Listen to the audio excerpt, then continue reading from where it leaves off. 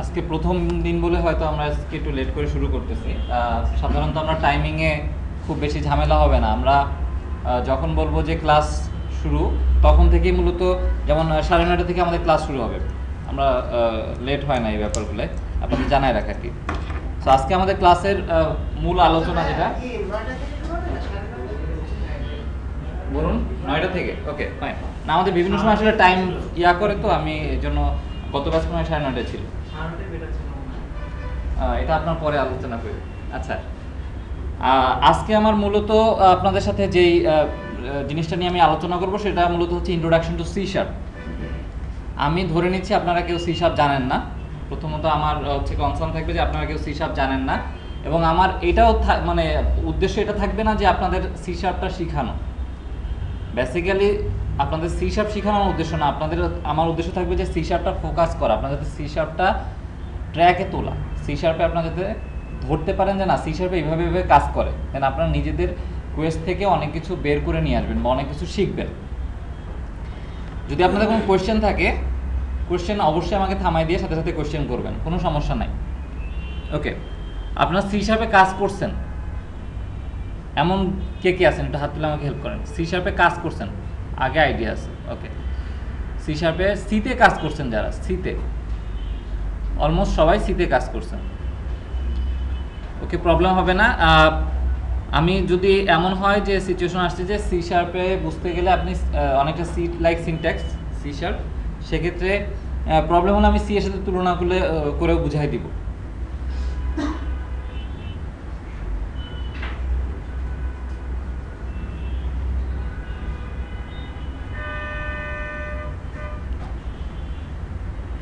ওকে, primarily বলেন, আরেকবার একটু বলবেন। হ্যাঁ হ্যাঁ, আমরা ভিডিও করবো এখানে, আপনার পেন ড্রাইভে নিয়ে যাবেন। হ্যাঁ, সাউন্ড থাকবে। মানে আমি এখানে যেটা আপনারা এখানে স্ক্রিনে দেখতে পাচ্ছেন, সেই স্ক্রিনটাই আপনারা পরবর্তীতে দেখতে পাবেন। জি, লেকচারটাই আপনারা দেখতে পাবেন। হ্যাঁ, অ্যাট ফার্স্ট কথা হচ্ছে যে visual studio. What is visual studio? আপনারা যেই সবাই এই নামটা শুনছেন যে ভিজুয়াল স্টুডিওতে কাজ করবো, ভিজুয়াল স্টুডিওতে কাজ করবো, কিন্তু ভিজুয়াল স্টুডিও জিনিসটা আসলে কি? আপনাদের কোনো আইডিয়া যদি থাকে? ওকে,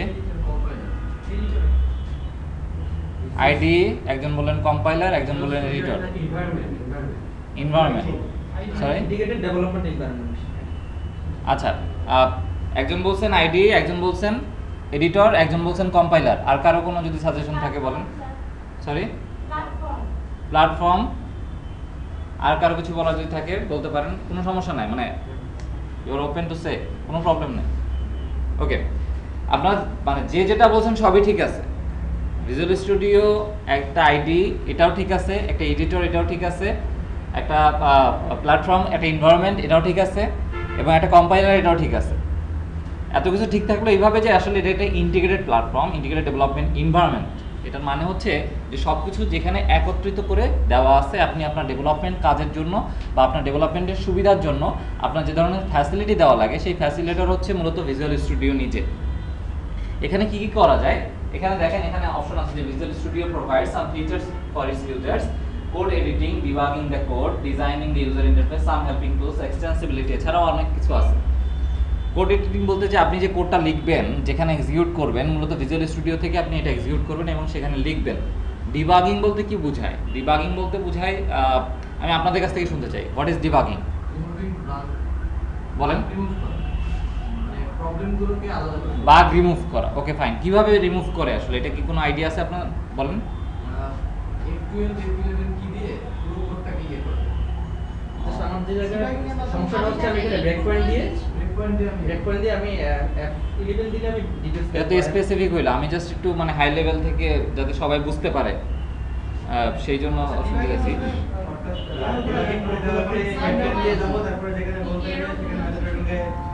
ওকে ফাইন, এবার আমি বলি, সেটা হচ্ছে যে ডিবাগিং মূলত হচ্ছে যেটা আপনি আপনার কোড প্রবলেম হচ্ছে, কোথায় প্রবলেম হচ্ছে, আপনি ইন্সপেকশন ম্যাগনিফায়ার বসাচ্ছেন আপনার কোডের উপরে, তাই না?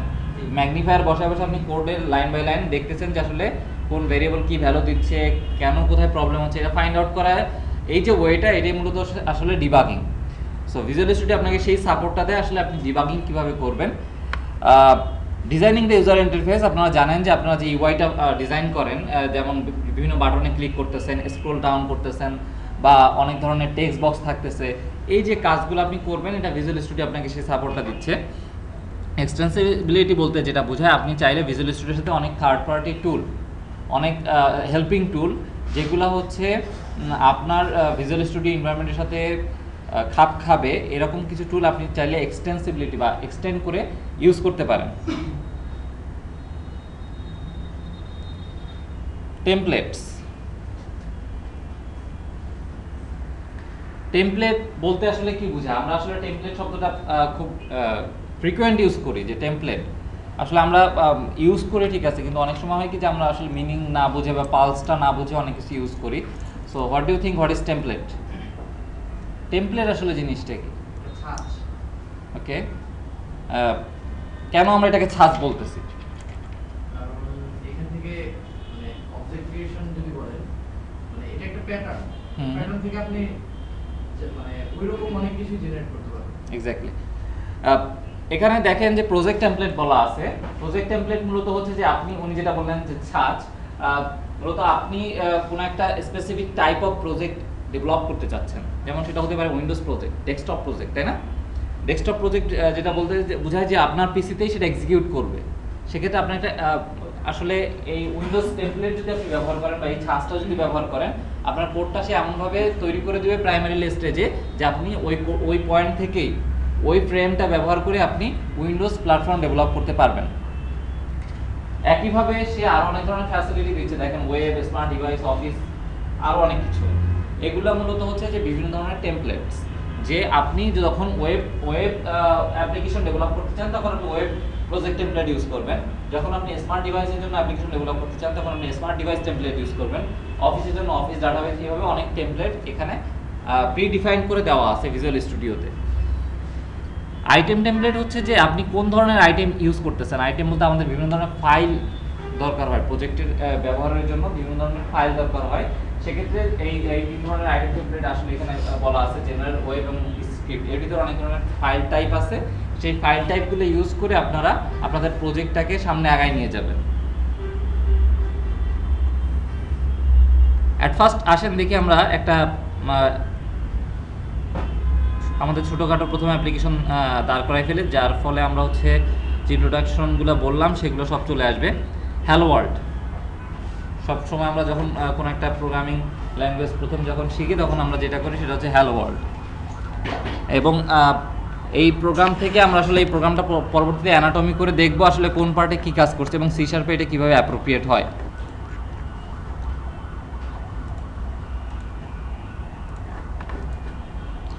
আপনাদের যারা বসে আছেন সবার সামনে এই ভিজুয়াল স্টুডিও থাকার কথা।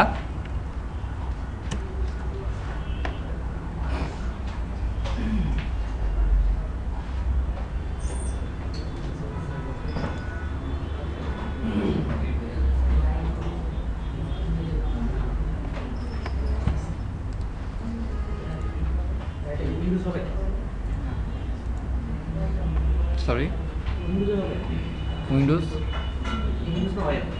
না, আমি এখনো কোনো কিছু করতে বলি নাই, আপনাদের কোনো কিছু করতে হবে এমন না।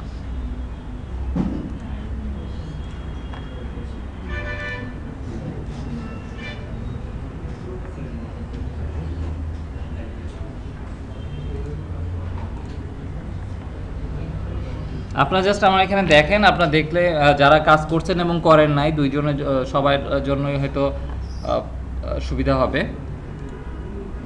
এটা হচ্ছে আমার মূলত ভিজুয়াল স্টুডিও। যখন আমি কোনো ভিজুয়াল স্টুডিও আমি স্টার্ট করি তখন আমার এই ধরনের একটা এনভায়রনমেন্ট, বলেন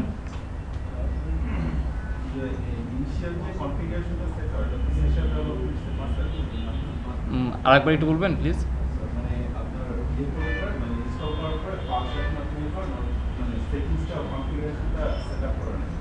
ভিজুয়াল স্টুডিওর কথা বলছেন? আচ্ছা আচ্ছা আচ্ছা আচ্ছা, সি শার্প ডেভেলপমেন্ট আপনি সেট করতে পারেন, কোনো সমস্যা নেই, আমি বুঝতে পারছি আপনার কথা। ওকে,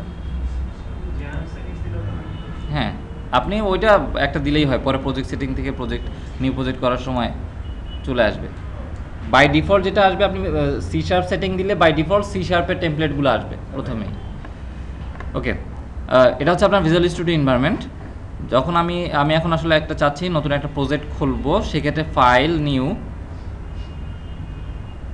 প্রজেক্ট।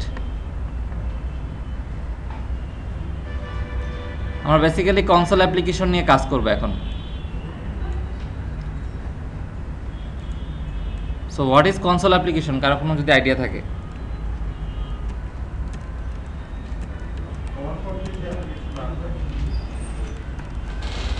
ওকে, আমরা দেখেন এখানে আমি আপনাদের টেমপ্লেটে যেটা বলছিলাম যে আসলে এই পাশে দেখেন উইন্ডোজ, ওয়েব, অফিস, এগুলো হচ্ছে বিভিন্ন ধরনের প্রজেক্ট টেমপ্লেট রাখা আছে। আমরা আসলে উইন্ডোজ প্রজেক্ট টেমপ্লেটের আন্ডারে কনসোল অ্যাপ্লিকেশন যে আইটেমটা আছে সেই আইটেমটা পিক করতেছি।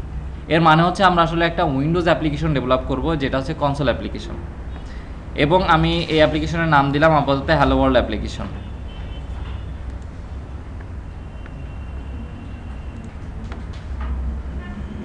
ব্রাউজ করে লোকেশন দেখাই দিই।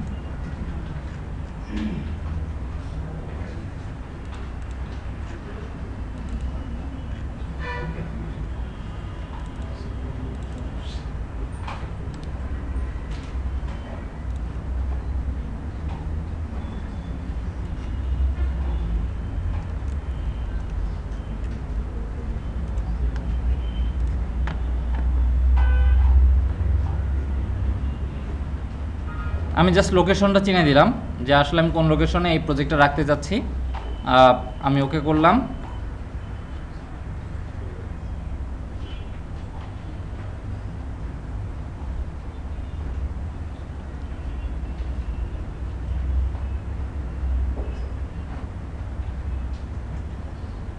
এখানে দেখেন সে আমাকে একটা কোড ব্লক এরিয়া তৈরি করে দিয়েছে, তাই না, কনসোল অ্যাপ্লিকেশনের জন্য।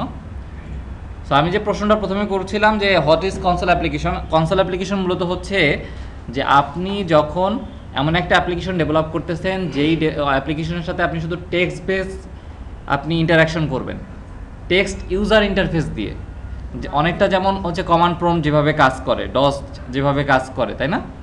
কমান্ড প্রম্পট থেকে আপনি যেভাবে কাজ করেন শুধু কি টেক্সটের মাধ্যমে ইন্টারাক্ট করেন, তাই না। আপনি কি মাউস পয়েন্টার দিয়ে কোনো ইন্টারাক্ট করতে পারেন না। সে আপনার ইনপুট মাউস পয়েন্টের মাধ্যমে নেয় না, সে টোটালি টেক্সট বেসড ইনপুট নেয়। সো আমি এখন আসলে ওই ধরনের একটা অ্যাপ্লিকেশন ডেভেলপ করতেছি যেটা আসলে কনসোল অ্যাপ্লিকেশন এবং যে টেক্সট বেস বা টেক্সট ইউজার ইন্টারফেস নিয়ে কাজ করতেছে। আমি যখন কনসোল অ্যাপ্লিকেশন দিলাম সে নিজে আমাকে একটা প্রজেক্ট তৈরি করে দিল, যে প্রজেক্টের ভিতরে দেখেন আমি সলিউশন এক্সপ্লোরারে আসলাম। যাদের সলিউশন এক্সপ্লোরার আসে না দেখতে পারেন ভিউ সলিউশন এক্সপ্লোরার আছে এখানে। সলিউশন এক্সপ্লোরার ক্লিক করলেই ডান পাশে অথবা বাম পাশে সলিউশন এক্সপ্লোরার ট্যাবটা চলে আসবে। এখানে দেখেন আমার একটা সলিউশন আছে, সলিউশন আন্ডারে একটা প্রজেক্ট আছে হ্যালো ওয়ার্ল্ড অ্যাপ্লিকেশন। এই প্রজেক্টটার আন্ডারে সে নিজে কিছু ফাইল তৈরি করে নিছে সেই টেমপ্লেটের অনুযায়ী। এখানে আমার একটা ফাইল আছে program.cs, এই ফাইলে মূলত আমি আমার কোডটা লিখতেছি। আমি জাস্ট লিখি, আপনারা দেখেন।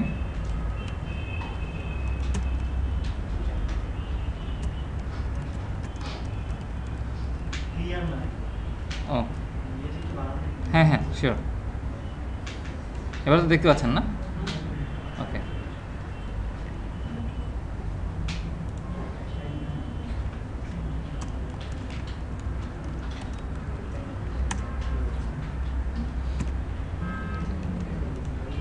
আমি আমার হ্যালো ওয়ার্ল্ডের কোড লিখলাম। আমি জাস্ট একবার রান করে দেখাই আমার অ্যাপ্লিকেশনটা। সেক্ষেত্রে হচ্ছে যখন আপনি রান করবেন কোনো একটা অ্যাপ্লিকেশন, তখন আপনি এখানে দেখতে পাচ্ছেন প্লে টাইপের একটা বাটন আছে, এই বাটন দিয়ে রান করতে পারেন, অথবা বিল্ডে যাইতে পারেন, সরি বিল্ড না, ডিবাগে এসে স্টার্ট ডিবাগিং, এইটা আছে F5 অথবা কিবোর্ডের F5 যাই দেন না কেন আপনার অ্যাপ্লিকেশন রান হবে। সো আমি রান করলাম, হ্যালো ওয়ার্ল্ড চলে আসছে, তাই না। এই স্ক্রিনটা বড় করা যাচ্ছে না কারণ এটা কমান্ড প্রম্পটের স্ক্রিন। বলেন।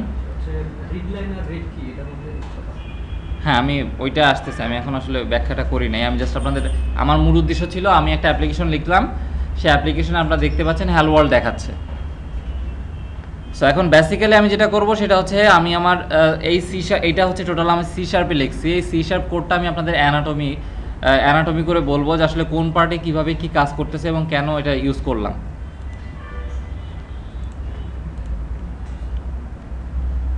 এখানে দেখতে পাচ্ছেন উপরে একটা অংশ আছে ইউজিং সিস্টেম, কিছু অংশ আছে ডিম হয়ে আছে। এই ডিম হয়ে থাকার মূল কারণ হচ্ছে আসলে আমি একটা থার্ড পার্টি টুল ইউজ করতেছি যেটার নাম হচ্ছে রিশার্পার। রিশার্পার আসলে ফাইন্ড আউট করে যে কোন কোন জিনিস ইউজ হচ্ছে, কোন কোনটা ইউজ হচ্ছে না, যেগুলো ইউজ হচ্ছে না সেগুলো সে ডিম করে রাখে। সো রিশার্পার নিয়ে হয়তো আপনাদের সাথে আরও ফার্দার পরবর্তীতে কথা হবে এবং রিশার্পার আপনাদের প্রোভাইডও করা হবে যাতে আপনারা ইউজ করতে পারেন। এখানে দেখেন যে ইউজিং সিস্টেম, আমি যেগুলো লাগছে তার বাইরে হচ্ছে সব মুছে দিলাম। ইউজিং সিস্টেম বলে একটা হচ্ছে শব্দ আছে, এখানে যেটা বোঝাচ্ছে সেটা হচ্ছে যে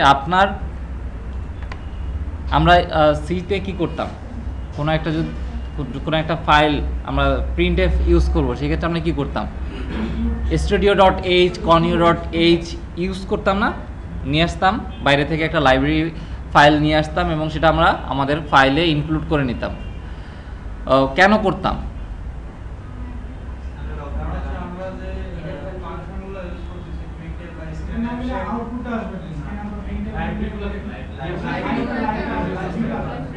ওকে, আচ্ছা আচ্ছা, এক্স্যাক্টলি। মানে আমি যে সিতে যে প্রিন্টএফ অথবা স্ক্যানএফ যেই ফাংশনগুলো ইউজ করি, সেই ফাংশনগুলো আসলে বাইরে কোনো একটা ফাইলে ডিফাইন করা আছে। সো প্রিন্টএফ এবং স্ক্যানএফকে আমাকে অ্যাভেলেবল হিসেবে পাইতে গেলে আমার বাইরের ফাইলটা কী করতে হবে, আমার যে কারেন্ট যে ফাইলে আমি কাজ করতেছি সেই ফাইলে আমাকে ইনক্লুড করে নিতে হয়, তাই না? এক্সাক্ট সেম ওয়েতে সি শার্পের ক্ষেত্রেও আসলে অনেকটা এরকম যে আপনি সিস্টেম নামে একটা নেম স্পেস আছে, নেম স্পেসকে আমি একটু পরে কথা বলতেছি, বা সিস্টেম নামে একটা ফাইল আছে, সেই ফাইলে আসলে আপনার কিছু মেথড ডিফাইন করা আছে, যেই মেথডগুলো পাইতে গেলে আপনাকে সেটা আসলে আপনার প্রজেক্ট ফাইলে ইনক্লুড করে নিতে হচ্ছে। সেই প্রজেক্ট ফাইলে ইনক্লুড করে নেওয়ার যে ওয়েটা, সেটাই আসলে ইউজিং দিয়ে আপনি সেই লোকেশনটা, ফাইলটা কোথায় আছে সেই লোকেশনটা আপনি বলে দিচ্ছেন। যে আমি এখানে যেমন বলে দিচ্ছি ইউজিং সিস্টেম, সে আসলে তখন বুঝে নেবে যে সিস্টেম যে লোকেশন আছে সেখানে যে ফাইলগুলো আছে সেই ফাইলগুলো আসলে আমার এই প্রজেক্টের ক্ষেত্রে দরকার, তাই না? হ্যাঁ, রেফারেন্স ইউজ করতেছি আমি।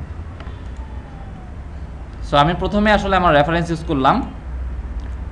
এখন আমি যদি এমন করি যে আমি এটা তুলে দিচ্ছি, তাহলে দেখেন কিছু জিনিস আনঅ্যাভেলেবল হয়ে যাচ্ছে, তাই না? যেমন এখানে দেখেন লাল রং চলে আসছে, সে কনসোল কি জিনিস চিনতে পারছে না। কনসোল এই দুইটা জিনিস কি জিনিস সে চিনতে পারছে না। তাকে চিনাইতে গেলে আমাকে অবশ্যই সিস্টেম লোকেশনটা বলেন।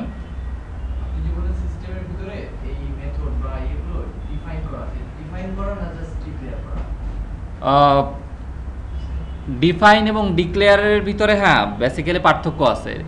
সেখানে ডিক্লেয়ারও করা আছে, ডিফাইনও করা আছে। আমি যদি বলি যে আপনার আরও একটু স্পেসিফিকলি বলি, সেটা আসলে এখানে ডিক্লেয়ারও করা আছে, ডিফাইনও করা আছে। আমি এখানে কল করব বলে আসলে এটাকে নেম স্পেস থেকে ইউজ করতেছি। সো নেম স্পেস কী জিনিস আপাতত ভুলে যান, আমরা আসলে লোকেশনটা ইউজ করতেছি। আমি আপনাদের একটু আগে যেটা দেখালাম সেটা হচ্ছে আমি কমেন্ট আউট করে দিলে সে কিছু জিনিস তার কাছে আননোন হয়ে যাচ্ছে, আসলে জিনিসগুলো কি তার কাছে জানা নাই, কারণ সে আসলে এই জিনিসগুলোর ডেফিনেশন খুঁজে পাচ্ছে না। সো আমাকে ডেফিনেশন তাকে চিনাইতে হলে আমাকে অবশ্যই এটা ইনক্লুড করতে হচ্ছে, যেমন করে আমরা সিতে লাইব্রেরি ফাইলগুলো ইউজ করি। ওকে, এখানে দেখতে পাচ্ছেন নেম স্পেস বলে একটা শব্দ আছে, name space hello world application. So what is name space, আমি একটা একটা করে আসি। নেম স্পেস মূলত বলতে যেটা বোঝায় সেটা হচ্ছে আসলে আপনি কোন লোকেশনে, এটা একটা লজিক্যাল সেপারেশন বা লজিক্যাল লোকেশন। আপনি আপনার কোড ব্লকটা একটা লজিক্যাল লোকেশনে রাখতেছেন।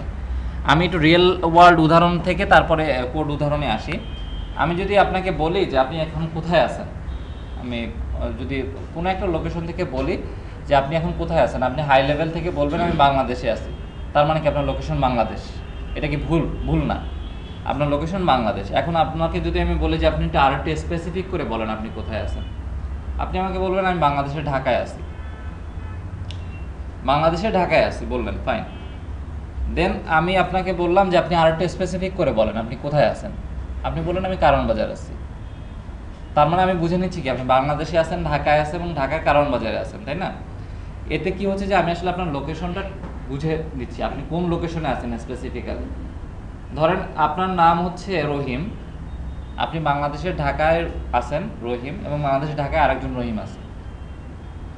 এখন আমি একজন এখানে বসে যদি ইনফরমেশন নেই যে আসলে বাংলাদেশের ঢাকায় আপনি রহিম আছেন, আবার আরেকজন রহিম আছে, আমার কনফিউশন হচ্ছে কোন রহিম কোথায় আছেন। সেক্ষেত্রে ট্র্যাক করতে গেলে আমাকে আরও একটু স্পেসিফিক হতে হবে। আসলে আপনি ঠিক আছে, আপনি কোথায় আছেন, আপনি বললেন আমি কারণ বাজারে, তাহলে ওই রহিম অন্য জায়গায় আছে, সে তখন ট্র্যাক করে নিচ্ছে। তার মানে কি আমি দুইটা লোকেশন দিয়ে আসলে দুইটা যে আলাদা আলাদা জিনিস আমি ট্র্যাক করতেছি, তাই না? কোডের ক্ষেত্রে এরকম অনেক সময় সিচুয়েশন হয় যে আপনি কোডে এমন কোনো একটা কিছু ডিক্লেয়ার করছেন, কোনো একটা কিছু ডিক্লেয়ার করছেন এটার নাম হচ্ছে এমন যেটা দুই জায়গায় সেম হয়ে যাওয়ার সম্ভাবনা আছে, কিন্তু আপনার নাম ওই সেম রাখতেই হচ্ছে। আমার কথা কি বুঝতে পারতেছেন আপনারা? ওকে, নাম আপনাকে সেম রাখতে হচ্ছে, কিন্তু তাদের লোকেশন আপনি যদি আলাদা করে দেন তাহলে তারা কি হচ্ছে, ম্যানেজেবল থাকতেছে, আপনি তাদের ম্যানেজ করতে পারবেন, তাই না? যে আমি ওই লোকেশনের যে নামটা, সেই নামটা আসলে আমি জানি যে এটা এই লোকেশনে রাখছে, তার মানে আমি এই লোকেশন থেকে তাকে কাজ করাইতে পারবো, আর এই লোকেশনে এই নামটা রাখছে, তার মানে আমি এটাকে কাজ করাইতে পারবো। এই যে আপনি লোকেশন সেপারেট করতেছেন, এই লোকেশন সেপারেটটা মূলত ফিজিক্যাল স্টোরেজ ডিভাইসে হচ্ছে না। আপনার কম্পিউটারের যে হার্ড ড্রাইভটা আছে, সেই হার্ড ড্রাইভে কিন্তু এই লোকেশন সেপারেশনটা হচ্ছে না, এটা আপনি আপনার কোড ব্লক থেকে কাজ করতেছেন। এই কারণে এটার নাম হচ্ছে লজিক্যাল সেপারেশন, ভার্চুয়াল সেপারেশন। আপনি আপনার কোড ব্লকের মাধ্যমে কিছু কিছু লোকেশন আলাদা আলাদা করে ডিফাইন করে দিচ্ছেন।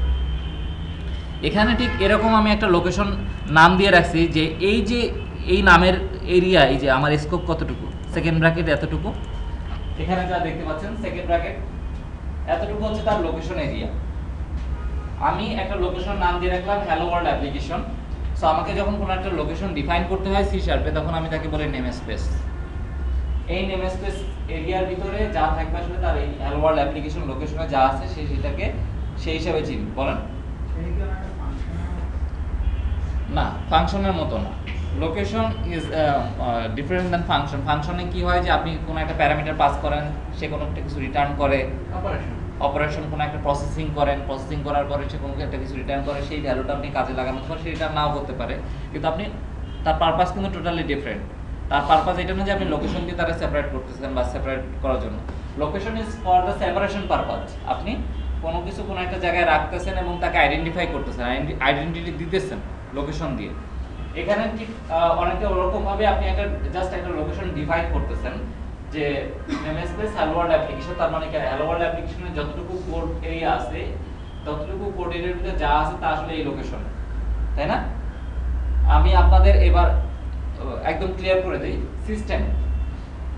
সিস্টেম নিজে একটা নেমস্পেস আছে, এই নেমস্পেসের ভিতরে যে কোডগুলো আছে সেই কোডগুলাই মূলত আমরা এখানে আইডেন্টিফাই করতে পারছি কিভাবে, আমরা সিস্টেমকে চিনছি, ওই লোকেশনটা আইডেন্টিফাই করছি বলে, তাই না? দেন আমরা ওই কোডগুলো পাচ্ছি। ঠিক এমন একইভাবে আপনি নিজে একটা নেমস্পেস লোকেশন ডিফাইন করতেছেন, এই লোকেশনটা আপনি যদি পরবর্তীতে কোথায় ইউজ করতে হয় আপনি ইউজ করতে পারবেন। আমার কথা কি বুঝতে পারছেন? Namespace, what is namespace? Namespace মূলত আসলে আপনার লোকেশনটা ডিফাইন করতেছে, লজিক্যাল লোকেশন ডিফাইন করতেছে। ওকে, কারো কোনো কোশ্চেন থাকলে বলতে পারেন। তাহলে তো আমি ইউজিং হ্যালো ওয়ার্ল্ড অ্যাপ্লিকেশন লিখে কোনো একটা ফাইল আপনি ইউজ করতে পারেন। এটা কি স্যার প্রসিডিউর হিসেবে ইউজ হচ্ছে? প্রসিডিউর না, আসলে অন্য কোনো কিছুর সাথে মিলায়েন না। প্রসিডিউরও না, এটা প্রসিডিউর অন্য জিনিস। Procedure is a kind of function. Procedure is kind of function. It's not procedure, it's a location. Class library আপনি তখনই বলবেন যদি সেটা কোনো ক্লাসের ডেফিনিশন হয়। আসলে এটা একদম সিম্পলি সবকিছু ভুলে যান। এটা মূলত আসলে একটা লজিক্যাল লোকেশন ডেফিনিশন, এছাড়া আর কিছুই না। Namespace is a logical location definition, এটা অন্য কোনো কিছুর সাথে মিলানোর কিছু নাই। ওকে, বলো। আমার একটা প্রোগ্রামের মধ্যে কি হচ্ছে, আমি একাধিক নেমস্পেস ইউজ করতে পারবো? হ্যাঁ, পারবেন। আপনি একটা প্রোগ্রামের ভিতরে এই ফাইলের ভিতরে একাধিক নেমস্পেস ইউজ করতে চান কিনা, আচ্ছা সেটা আমরা একটু দেখি। নেমস্পেস দিলাম,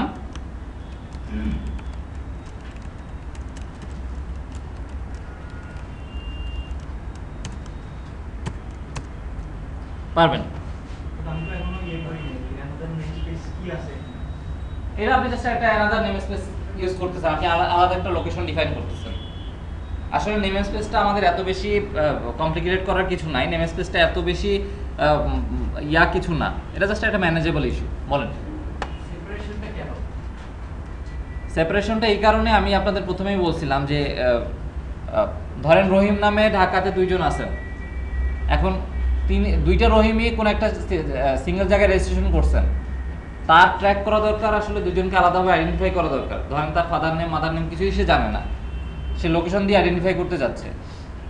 কোডের ক্ষেত্রে যদি আপনি আসেন, কোডের কোনো ফাদার নেম মাদার নেম নাই, কোডের কি আছে, তার নিজের নাম, তাই না?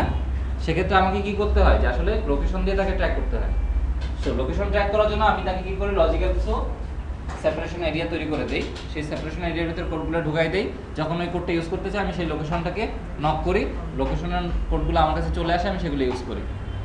Just manageable issue, it's manageable issue, এসব কিছু না, এটা প্রসিডিউর না, এটা ফাংশন না, এটা অন্য কিছুই না। রেফারেন্সিং এর জন্য আমাদের কাজে লাগে। রেফারেন্সিং এর জন্য, এক্স্যাক্টলি রেফারেন্সিং এর জন্য এটা কাজে লাগে। ক্লাস ক্লাস কি জিনিস বলেন? আমি যদি আরেকটা নেম স্পেস দেই, সেক্ষেত্রে নেম স্পেসের আউটপুটটা দেখাবে একই ফন্টে দেখাবে না? বলেন, বুঝি না। আউটপুট যেটা হ্যালো ওয়ার্ল্ড, আউটপুটটাকে ফন্টে দেখাই দিচ্ছে। হ্যাঁ হ্যাঁ হ্যাঁ, ওই মানে আরেকটা যদি নেম স্পেস ইউজ করি, সেম ফন্টে দেখাবে আউটপুট।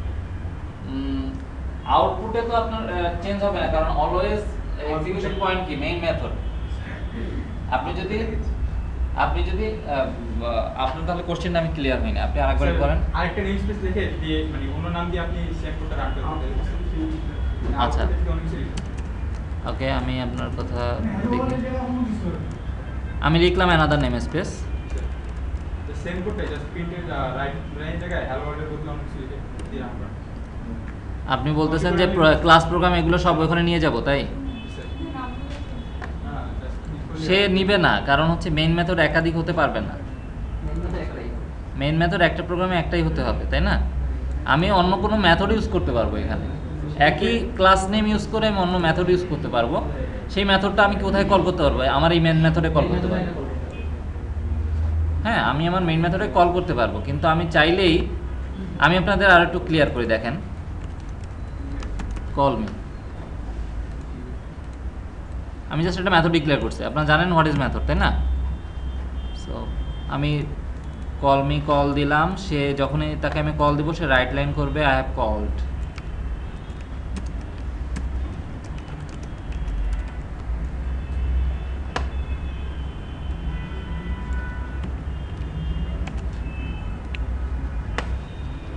এটা কি আমার অ্যানাদার লোকেশন একটা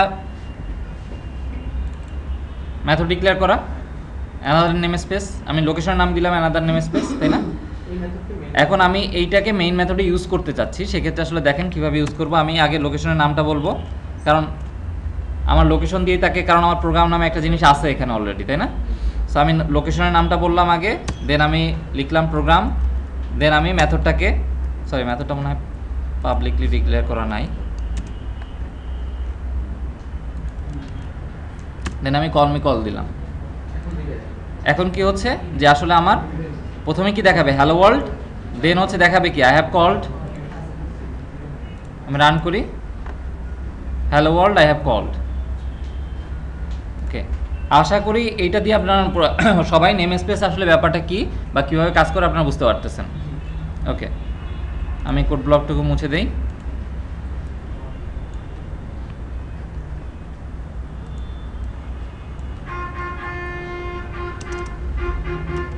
ক্লাস কি আপাতত ভুলে যান।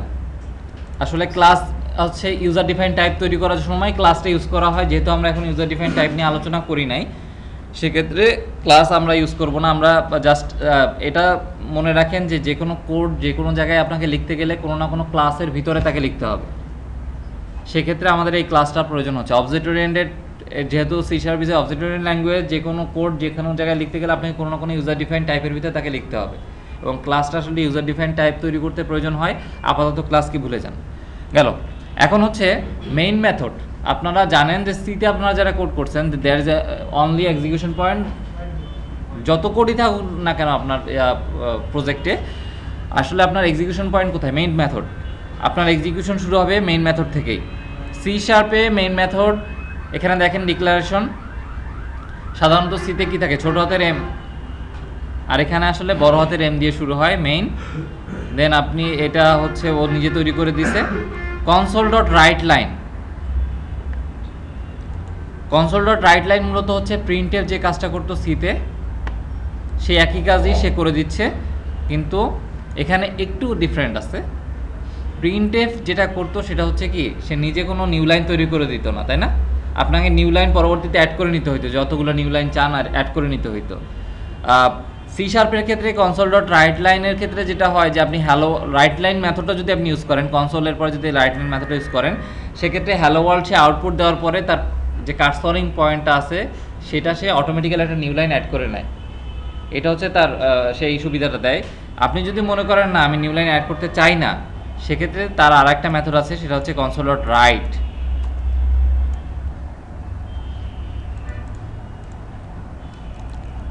কনসোল ডট রাইট যেটা করে, সে তখন আর নিউ লাইন অ্যাড করে না, সে যেখানে আছে কার্সরিং মানে আউটপুটের ঠিক এন্ডিং পয়েন্টে কার্সরটা রেখে দেয়।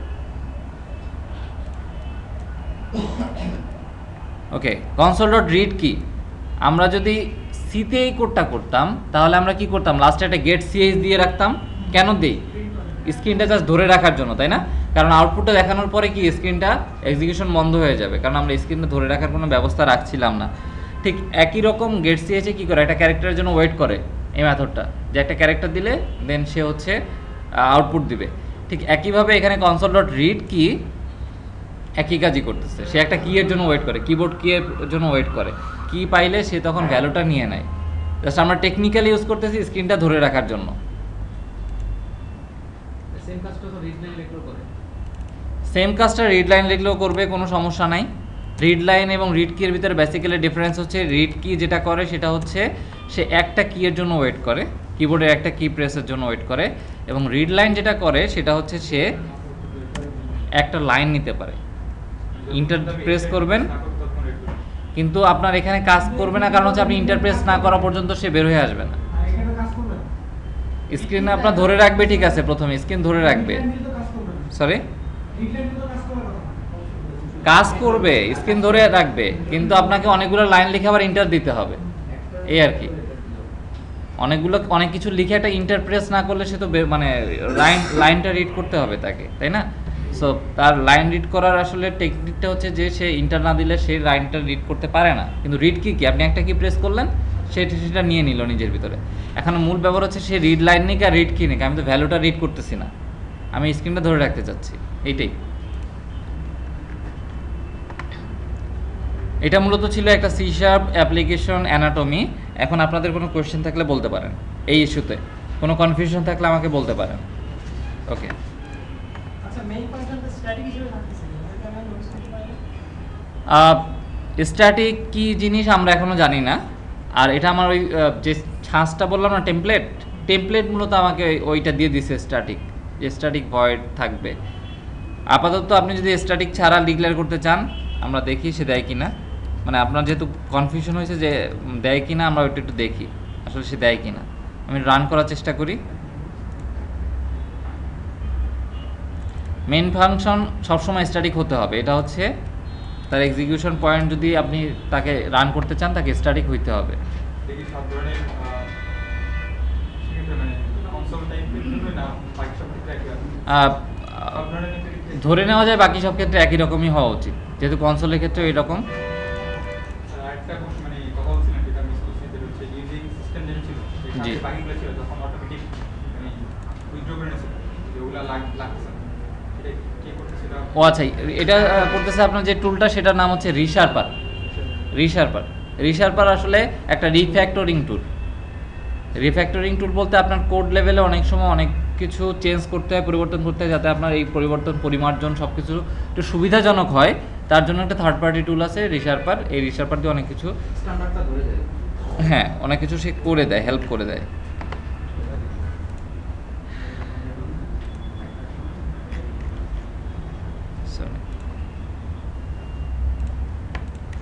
ওকে, আমরা অনেক কিছু স্কিপ করছিলাম। আমরা দেখি আসলে আমাদের ডকুমেন্টটা আরেকবার, যে আসলে আমরা কী কী দেখছি, আর কোনো কিছু স্কিপ করছি কি না। আমরা আসলে দেখছি যে আসলে কীভাবে এটা ভিজুয়াল স্টুডিও প্রজেক্ট টেমপ্লেট কী জিনিস আমরা জানি, আমরা ভিজুয়াল স্টুডিও আইটেম টেমপ্লেট কী জিনিস আমরা জানি, সি শার্প প্রোগ্রামের structure, what is class library, আমরা যেটা আলোচনা করছিলাম, তাই না? যে আমরা ইউজিং দিয়ে বাইরে থেকে কোনো একটা লাইব্রেরি ইউজ করতেছি। বলেন, কিছু বলবেন? পিছনে কিছু বলবেন? Okay fine. ক্লাস লাইব্রেরি কী জিনিস আমরা জানি, নেম স্পেস কী জিনিস আমরা জানি, মেইন মেথড। আচ্ছা, নেম স্পেস আর ক্লাস লাইব্রেরির মধ্যে ডিফারেন্স আছে বলো? ক্লাস লাইব্রেরি এবং নেম স্পেসের ডিফারেন্স আছে। নেম স্পেস হচ্ছে একটা লোকেশন, যেই লোকেশনে আপনি আপনার কোডগুলো রাখতেছেন। ক্লাস লাইব্রেরি হচ্ছে এমন একটা ক্লাস যেই ক্লাসের ভিতরে কোডগুলো আছে। কথা বুঝতে পারছেন? ক্লাস লাইব্রেরি হচ্ছে এমন একটা ক্লাস প্রজেক্ট বা এমন একটা প্রজেক্ট যেই প্রজেক্টের ভিতরে আপনার ক্লাস মেথড বা ফাংশন বা অনেক কিছু রাখা আছে। নেম স্পেসের ভিতরে তো সেম জিনিস থাকে। নেম স্পেস হচ্ছে লোকেশন এরিয়া। নেম স্পেসটা আপনি রেফারেন্স হিসেবে ইউজ করতে পারেন, কিন্তু ক্লাস লাইব্রেরিতে যেমন এখানে আমরা যেটা দেখতে পেলাম, রেফারেন্স হিসেবে ইউজ করতেছি। হ্যাঁ রেফারেন্স হিসেবে ইউজ করতেছি, কিন্তু ক্লাস লাইব্রেরির ভিতরে নেম স্পেস থাকে। একটা নেম স্পেসের মধ্যে এখানে আমরা একটু যদি আমরা পরে দেখি, দেখেন, like all other programming languages, C# also follows some rules. At first, a sample program needs some system library classes. Then using system.text, if this is not written at the beginning of a class structure, one cannot use the regular expression function. আচ্ছা, anyway, আমি আপনার এখানে উদাহরণে আসি। আমাদের যদি clear করতে হয় এইটা,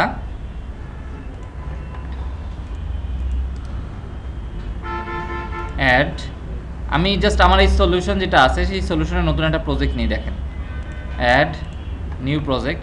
এখানে দেখেন ক্লাস লাইব্রেরি একটা প্রজেক্টই আছে, ক্লাস লাইব্রেরি একটা প্রজেক্ট আছে। আসলে ক্লাস লাইব্রেরি কি, যে এখানে আপনার কোডগুলো আপনার ডিফাইন করা থাকবে, সেগুলোর যে নেম স্পেসগুলো, সেই নেম স্পেসগুলোকে আপনি চিনাই দিবেন যে এই নেম স্পেসে এই ক্লাসটা আমাকে দেওয়া হোক। ক্লাস লাইব্রেরি হচ্ছে যে, লাইব্রেরি বলতে কি বোঝো, অনেকগুলো বই থাকে সেখানে, তাই না? ক্লাস লাইব্রেরি হচ্ছে অনেকগুলো ক্লাস থাকে সেখানে। আপনি কোন ক্লাসটা কখন ইউজ করবেন, সেক্ষেত্রে কি নেম স্পেস, তার ভিতরে অনেকগুলো লোকেশন থাকে না? একটা লাইব্রেরিতে কি অনেকগুলো লোকেশন থাকতে পারে না? যে প্রথম তলায় বাংলা সাহিত্যের বই, দ্বিতীয় তলায় আরবি সাহিত্যের বই, তৃতীয় তলায় কম্পিউটার সায়েন্সের বই, বিভিন্ন ধরনের লোকেশন আছে, কিন্তু সেটা একটা নিজে একটা লাইব্রেরি। ক্লাস লাইব্রেরির কনসেপ্ট অনেকটা এরকম, সেখানে অনেকগুলো ক্লাস থাকে, সেখানে বিভিন্ন লোকেশন থাকতে পারে, সেই লোকেশন আপনি ট্র্যাক করে ক্লাসগুলো ইউজ করতে পারেন। আমার কথা কি আপনি বুঝতে পারতেছেন? পার্থক্য কোথায়? ক্লাস লাইব্রেরির যে ক্লাসগুলো ডিফাইন করছি, জাস্ট ওর রেফারেন্স ধরে আমি আমার আপনি রেফারেন্স ধরে ইউজ করতে পারেন, কিন্তু আপনার ক্লাস লাইব্রেরি তো আপনাকে আলটিমেটলি অ্যাড করতে হবে অ্যাট ফার্স্ট আপনার প্রজেক্টে। ক্লাস লাইব্রেরি মূলত অ্যাড করার প্রসিডিউরটা কি, সেটা পরবর্তী আপনারা দেখতে পাবেন। এটা ডিএলএল ফাইলে থাকে, পরবর্তী রেফারেন্স হিসেবে অ্যাড করে নিয়ে নিতে হয়।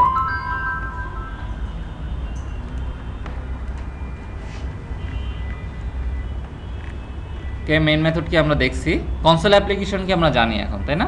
যে আমরা টেক্সট ইউজার ইন্টারফেস দিয়ে আসলে কনসোল অ্যাপ্লিকেশনে কাজ করতে হয়। হ্যালো ওয়ার্ল্ড অ্যাপ্লিকেশন আমরা দেখছি অলরেডি, আমরা রান করে দেখছি যে হ্যালো ওয়ার্ল্ড রান হচ্ছে। এখন আমরা যেটা দেখবো সেটা হচ্ছে ডেস্কটপ অ্যাপ্লিকেশন।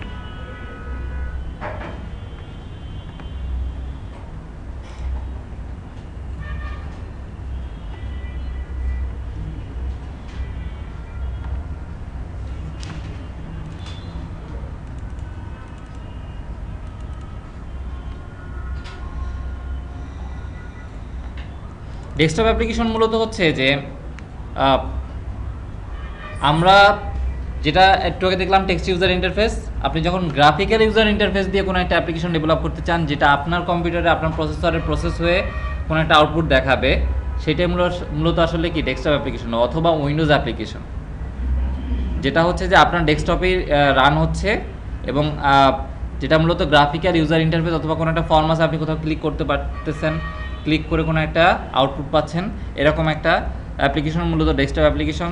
এখন আমরা মূলত দেখব যে হ্যালো ওয়ার্ল্ড যেটা আমরা দেখছিলাম কনসোলে, সেই হ্যালো ওয়ার্ল্ডটা ডেস্কটপে কীভাবে করা যায়। আমরা যেটা এক্সপেক্ট করতেছি সেটা হচ্ছে কোনো একটা বাটন থাকবে, সেই বাটনে ক্লিক করলে আমাদের আউটপুটে মেসেজ বক্সে দেখাবে হ্যালো ওয়ার্ল্ড।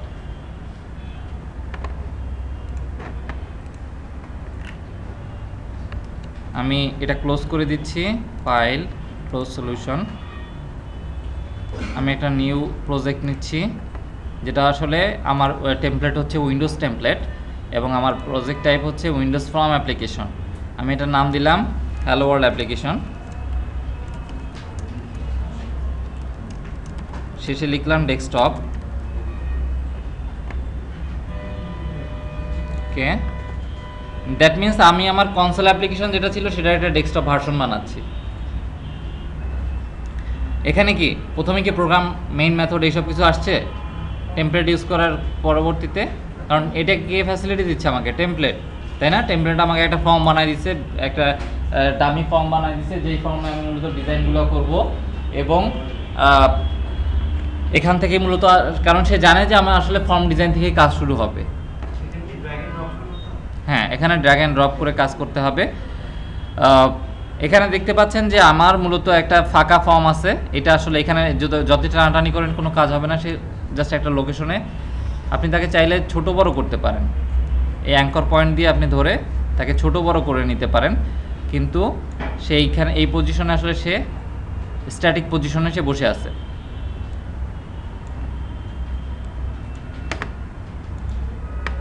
এখন আমি জাস্ট এখানে একটা বাটন নিব। বাটনটা আসলে কিভাবে নিব? আমার সি শার্প ভিজুয়াল স্টুডিওতে আসলে আমার একটা টুল বক্স আছে। যে টুল বক্স মানে কি? টুল বক্সে কী থাকে?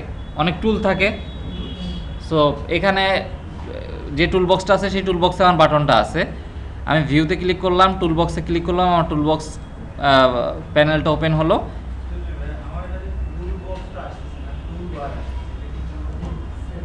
আপনি ভিউতে ক্লিক করেন, ভিউতে ক্লিক করলে দেখবেন যে টুল বক্স আছে।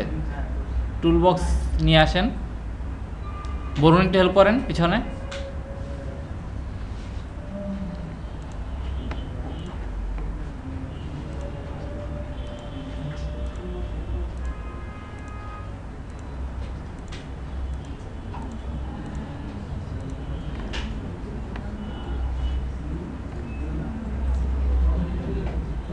ওকে, আমি আগাচ্ছি সামনের দিকে। আপনি কি পাইছেন? টুল বক্স পাইছেন?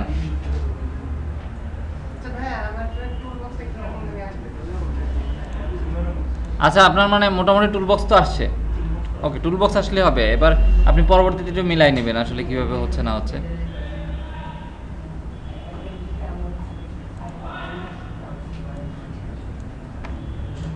এখানে দেখেন যেটা, সেটা হচ্ছে যে all Windows forms, common controls, container, আরও অনেক কিছু আছে। বিভিন্ন টাইপের শেপ আসলে ভাগ করে দিয়েছে যে কোন সিচুয়েশনে আপনার কী ধরনের টুল লাগতে পারে তার উপর বেস করে সে বিভিন্ন ধরনের সেকশনে ভাগ করে নিছে টুল বক্সটাকে। যেমন সব ধরনের টুল বক্স, সব ধরনের টুল পাইতে গেলে অল উইন্ডোজ ফর্মে যাবেন, কমন কন্ট্রোলে পাইতে গেলে এখানে আসবেন। অনেকটা এরকম। মূলত কমন কন্ট্রোলে আমি আশা করতেছি বাটন থাকবে, যে এখানে বাটনটা আছে। আপনি চাইলে টেনেও ছেড়ে দিতে পারেন, ডাবল ক্লিক করলেও সে আপনার ফর্মে গিয়ে অ্যাড হবে। যে কোনো একটা করতে পারেন। আমি টেনে ছেড়ে দিলাম। এখানে কি হলো? আমি ফর্মে আমার একটা বাটন নিয়ে নিলাম, তাই না? এখন বাটন নিছি, বাটন এখানে দেখেন বাটন আছে কমন কন্ট্রোলসে। এখন এই বাটনের ক্ষেত্রে আসলে কিছু বৈশিষ্ট্য আছে বাটনে, দেখেন। যেমন এই বাটনটা কি একটু এই সাইজের, আমি একটু সাইজটা একটু বড় করে নিলাম। এটা কি তার সাইজ? বৈশিষ্ট্য মানে কি? তার সাইজটা আমি একটু বাড়াই নিলাম। বাটনের উপর একটা লেখা আছে, তার টেক্সট। দেন হচ্ছে আমি প্রপার্টিজে গেলাম, প্রপার্টিজে গিয়ে আমি তার টেক্সটটা চেঞ্জ করে নিলাম, শো। তার টেক্সট চেঞ্জ হয়ে গেল, তাই না? দেন ফর্মের উপরে লেখা আছে ফর্ম ওয়ান। আমি এইটার প্রপার্টিজে গেলাম, ফর্ম ওয়ানে ক্লিক করলাম, তার প্রপার্টিজে গেলাম, একটা প্রপার্টিজ উইন্ডোজ আসলো। আমি তার টেক্সট চেঞ্জ করে দিলাম হ্যালো ওয়ার্ল্ড ডেস্কটপ। আমি আসলে এগুলো করতেছি কেন? কারণ আমরা অ্যাপ্লিকেশনটা যাতে ক্লায়েন্ট দেখলে, মানে ফর্ম ওয়ান দেখে তো আসলে সে কিছু বুঝবে না, তার কাছে এটা মিনিংফুলও না। বাটন ওয়ান দেখে তার কাছে কোনো কিছু মিনিংফুল না, তাই না? বলেন। ফর্মে ক্লিক করবেন, ফর্মে যেইটা আছে ফর্মে ক্লিক করে প্রপার্টিজে যাবেন, ফর্মের যে টেক্সটটা আছে সেই টেক্সটে চেঞ্জ করে দিবেন। ওকে, এখন আমার মূলত কি, এটা জাস্ট আমি ফর্মটা ডিজাইন কমপ্লিট, তাই না? এখন আপনি যেটা করবেন সেটা হচ্ছে কোড করবেন। কোড করে এই ফর্ম, এই শো বাটনের যেই কাজটা আছে সেই কাজটা আপনি করবেন। যে শো বাটনে ক্লিক করলে দেন আমি দেখতে চাই, তাই না? আমি কিন্তু একটু স্পেসিফিক কথা বলতেছি, কারণ হচ্ছে যে যাতে আপনারা বুঝতে পারেন। সো আমি চাচ্ছি কি যে আমি ক্লিক করলে আমি হ্যালো ওয়ার্ল্ডটা মেসেজ বক্সে দেখতে পারবো। ক্লিক যে করলাম, এটা কি একটা ইভেন্ট ঘটালাম, তাই না? ক্লিক করলাম, ক্লিক করার পরে সে একটা ইভেন্ট পাইলো, সেই ইভেন্টের মাধ্যমেই তো সে ট্র্যাক করবে যে আমি এই ইভেন্টটা পাওয়ার পরে মূলত সে আমার মেসেজ বক্সটা দেখতে যাচ্ছে। প্রোগ্রাম কি বুঝতেছে, প্রোগ্রামের পার্সপেক্টিভ থেকে যদি আমি কথা বলি, তাহলে প্রোগ্রাম যে আমাকে যখন ক্লিক করা হবে তখন আসলে আমার এই লাইনটা এক্সিকিউট করতে হবে। রাইট ক্লিক করলাম, এই যে শো বাটন, যেটা শো বাটনে রাইট ক্লিক করলাম, তার প্রপার্টিজে গেলাম। দেখেন প্রপার্টিজে দেখেন একদম উপরের দিকে ইভেন্টস নামে একটা অপশন আছে, ইভেন্টস, অনেক থান্ডারবোল্ট সাইন, বজ্রপাতের চিহ্ন, এখানে ক্লিক করলাম। এখানে তার নিজের ভিতরে যে ইভেন্টগুলো আছে, অটোমেটিক যে ইভেন্টগুলো আপনি বাটনের কাছ থেকে আশা করতে পারেন, সেই ইভেন্টগুলো এখানে লিস্ট আউট করা আছে। এখানে অনেক ধরনের আপনি পড়ে দেখলেই বুঝতে পারবেন আসলে কী ধরনের ইভেন্ট সেখানে বলা আছে। আসলে আমি চাচ্ছি কি যে ক্লিক করলে সে কোনো একটা আমাকে কোনো কিছু একটা করে দেখাবে। তো আমি এই ক্লিকে ডাবল ক্লিক করলাম, সে আমাকে একটা কোড এরিয়া তৈরি করে দিল। কোড এরিয়া তৈরি করে দেওয়ার পরে এখানে দেখেন নাম দেখাচ্ছে কি, বাটন 1 ক্লিক। আমার এই বাটনের নাম আমি চেঞ্জ করছিলাম কি, শো টেক্সট শো চেঞ্জ করছি, তাই তো। এখন কিন্তু সে এখনও বাটন 1 বসে আছে। দেখেন বাটন 1 থাকলে সেটা কি খুব বেশি ভালো কিছু হবে? কেন ভালো কিছু হবে না? বোঝা যাবে না কখন, কোন সিচুয়েশন? যখন আমি 5-6টা বাটন নিয়ে কাজ করবো একই ফর্মে, তাই না? আমি যদি 5-6টা বাটন নিয়ে এখানে এই ফর্মে নিয়ে আসি, তখন আমাকে বাটন 1, বাটন 2, বাটন 3, বাটন 4 আমার নিজের মনের ভিতরে কোনো একটা ডিকশনারি রেখে দিতে হবে তার জন্য, তাই না? একটা মানে আলাদা একটা ডেডিকেটেড মগজের ভিতরে একটা রেখে দিতে হবে যে সে ট্র্যাক করবে যে বাটন 1 সমান সমান এইটা, বাটন 2 সমান সমান এইটা। আসলে আপনি কেন সেই দায়িত্বটা নেবেন বা কেন এই ঝামেলাটা নেবেন? সেক্ষেত্রে আসলে নেমিংটা করে নেওয়া ভালো। এখন আর একটা ইস্যু আছে, সেটা হচ্ছে যে আপনি যে নেমিং করবেন, আপনারা 2জন এক বা 3জন এক জায়গায় বসে আছেন, আপনারা টিম ওয়ার্ক কাজ করতেছেন। আপনার ফ্রেন্ড যিনি কিছু বলবেন?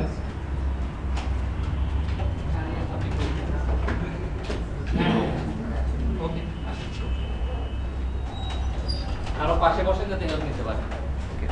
এখন আপনি যে নেমিংটা করবেন, এখন আপনার ফ্রেন্ড এক ধরনের নাম দিচ্ছেন, আপনি আর এক ধরনের নাম দিচ্ছেন। পরবর্তীতে কি হলো যে আমি যদি আর একটু ব্রড সেন্সে কথা বলি, সেক্ষেত্রে এরকম যে আপনার টিমে 10 জন মেম্বার আছেন, আপনারা একই প্রজেক্ট নিয়ে কাজ করতেছেন। 10 জনের ভিতরে ভাগ করা আছে 2জন করে 5টা ভাগ করা আছে। এখন আপনারা পরবর্তীতে কোনো না কোনো সময় তো প্রজেক্টের কোডগুলো এক জায়গায় এনে ফেলবেন, এক জায়গায় মার্জ করবেন না? এখন আপনার যদি এই 10 জনের নাম দেওয়ার ধরন 10 রকম হয়, তাহলে ঘটনাটা আসলে কীরকম হবে? যে যখন আপনারা এক জায়গায় করবেন জিনিসগুলা, তখন আসলে বুঝতে পারবেন না কোনটা কী কাজে লাগছিল। নাম দেওয়ার মূল কারণ কি? যাতে আমি তাকে আইডেন্টিফাই করতে পারি, তাই না? কিন্তু তার নাম দেওয়ার ধরন দেখে আসলে আপনি বুঝতে পারতেছেন না যে আসলে কে কী নাম দিছিল বা কেন দিছিল। পরবর্তীতে আমাকে কী করতে হচ্ছে, ওই পার্সনের কাছে যেন করতে হচ্ছে। ইভেন আপনি এটাও জানেন না কোন পার্সন এই কোডটা করছে। প্রবলেম হবে তখন। এই কারণে যেটা করা হয় সেটা হচ্ছে একটা নেমিং কনভেনশন দাঁড় করানো হয়। নেমিং কনভেনশন মানে কি, নামের আমরা এই ওয়েতে এই রুলগুলা ফলো করে আমরা এই নামগুলো দিব। কনভেনশন মানে কি, রুল, তাই না? সো আমরা এই রুলগুলা ফলো করে আমরা নাম দিব এবং এই রুলের বাইরে আমরা যাব না। পরবর্তীতে কি হবে, সবাই একটা সিনক্রোনাইজেশন নাম দিতে পারতেছেন এবং আপনারা দেখে বুঝতে পারবেন আসলে এইটা এই পারপাজে দিছিল। এটার নামই হচ্ছে নেমিং কনভেনশন। এখন প্রশ্ন হচ্ছে তাহলে আপনি বাটনের নাম কিভাবে দিবেন? আসলে নেমিং কনভেনশন নামে আমাদের একটা ফাইল আছে, আমরা একটা ফাইলটা দেখে আসি। দেখেন আমি একই সাথে মানে বেশ কিছু ব্যাপার নিয়ে আলোচনা করতেছি।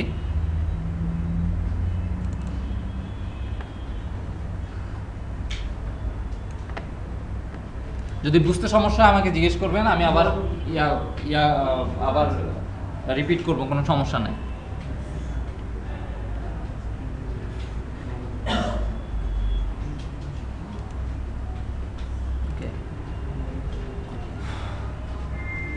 নেমিং কনভেনশন অনুযায়ী দুই ধরনের নাম হইতে পারে। সরি, হ্যাঁ, আপনি যখন কোনো সি শার্পে কোনো কিছু নাম দিবেন, সেই নামটা আসলে কোন পদ্ধতিতে দিবেন সেটার জন্য আসলে নেমিং কনভেনশন আমরা নিজেরা ধরেন একটা নেমিং কনভেনশন বানাচ্ছি যে আমরা আমাদের এখানে যারা আছেন তারা হচ্ছে আমরা এইভাবে নামগুলো দেব। এবং আপনারা যতদিন আমাদের এই আমাদের সাথে কাজ করবেন, ততদিন আপনারা এই নেমিং কনভেনশন ফলো করে আপনারা কাজ করবেন। এখন হ্যাঁ বলেন। Actually, মানে আমি আমার নিজস্ব একটা প্যাটার্নে করি। হুম।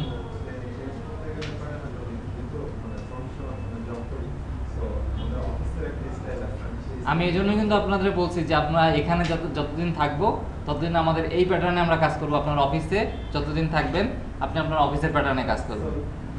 It will be mace up এবং লাইফ এরকম যে আপনার বিভিন্ন এনভায়রনমেন্টে কাজ করতে হতে পারে, বিভিন্ন টিমে কাজ করতে পারে, সেই টিমের কনভেনশনে আপনি কাজ করবেন।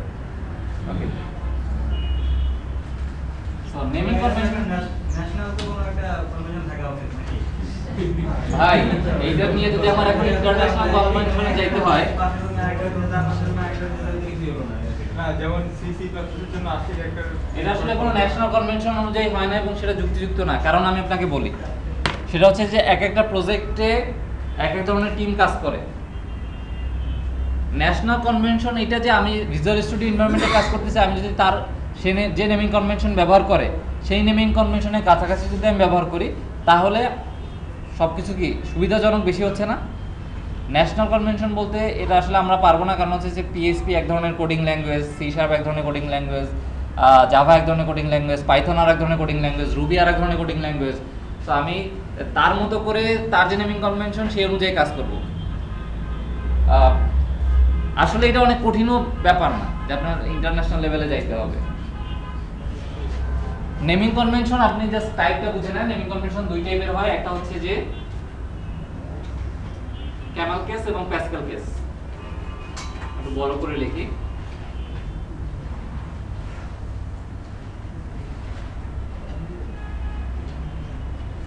ক্যামেল কেস এবং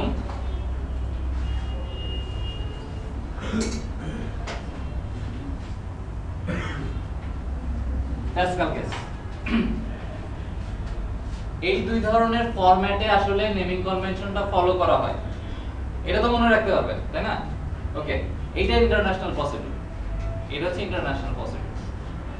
এখন ক্যামেল কেসের যে নেমিং কনভেনশন সেটা কি রকম হয়? এই যে নামটা যেভাবে লিখছি ঠিক সেইভাবে। সিটা দেখতে পাচ্ছেন, এটা কি স্মল লেটারে লিখছি না? এবং পরবর্তী সিটা কি ক্যাপিটাল লেটারে, এখানে পিটা কি ক্যাপিটাল লেটারে, এই সিটা স্মল লেটারে, তাই না?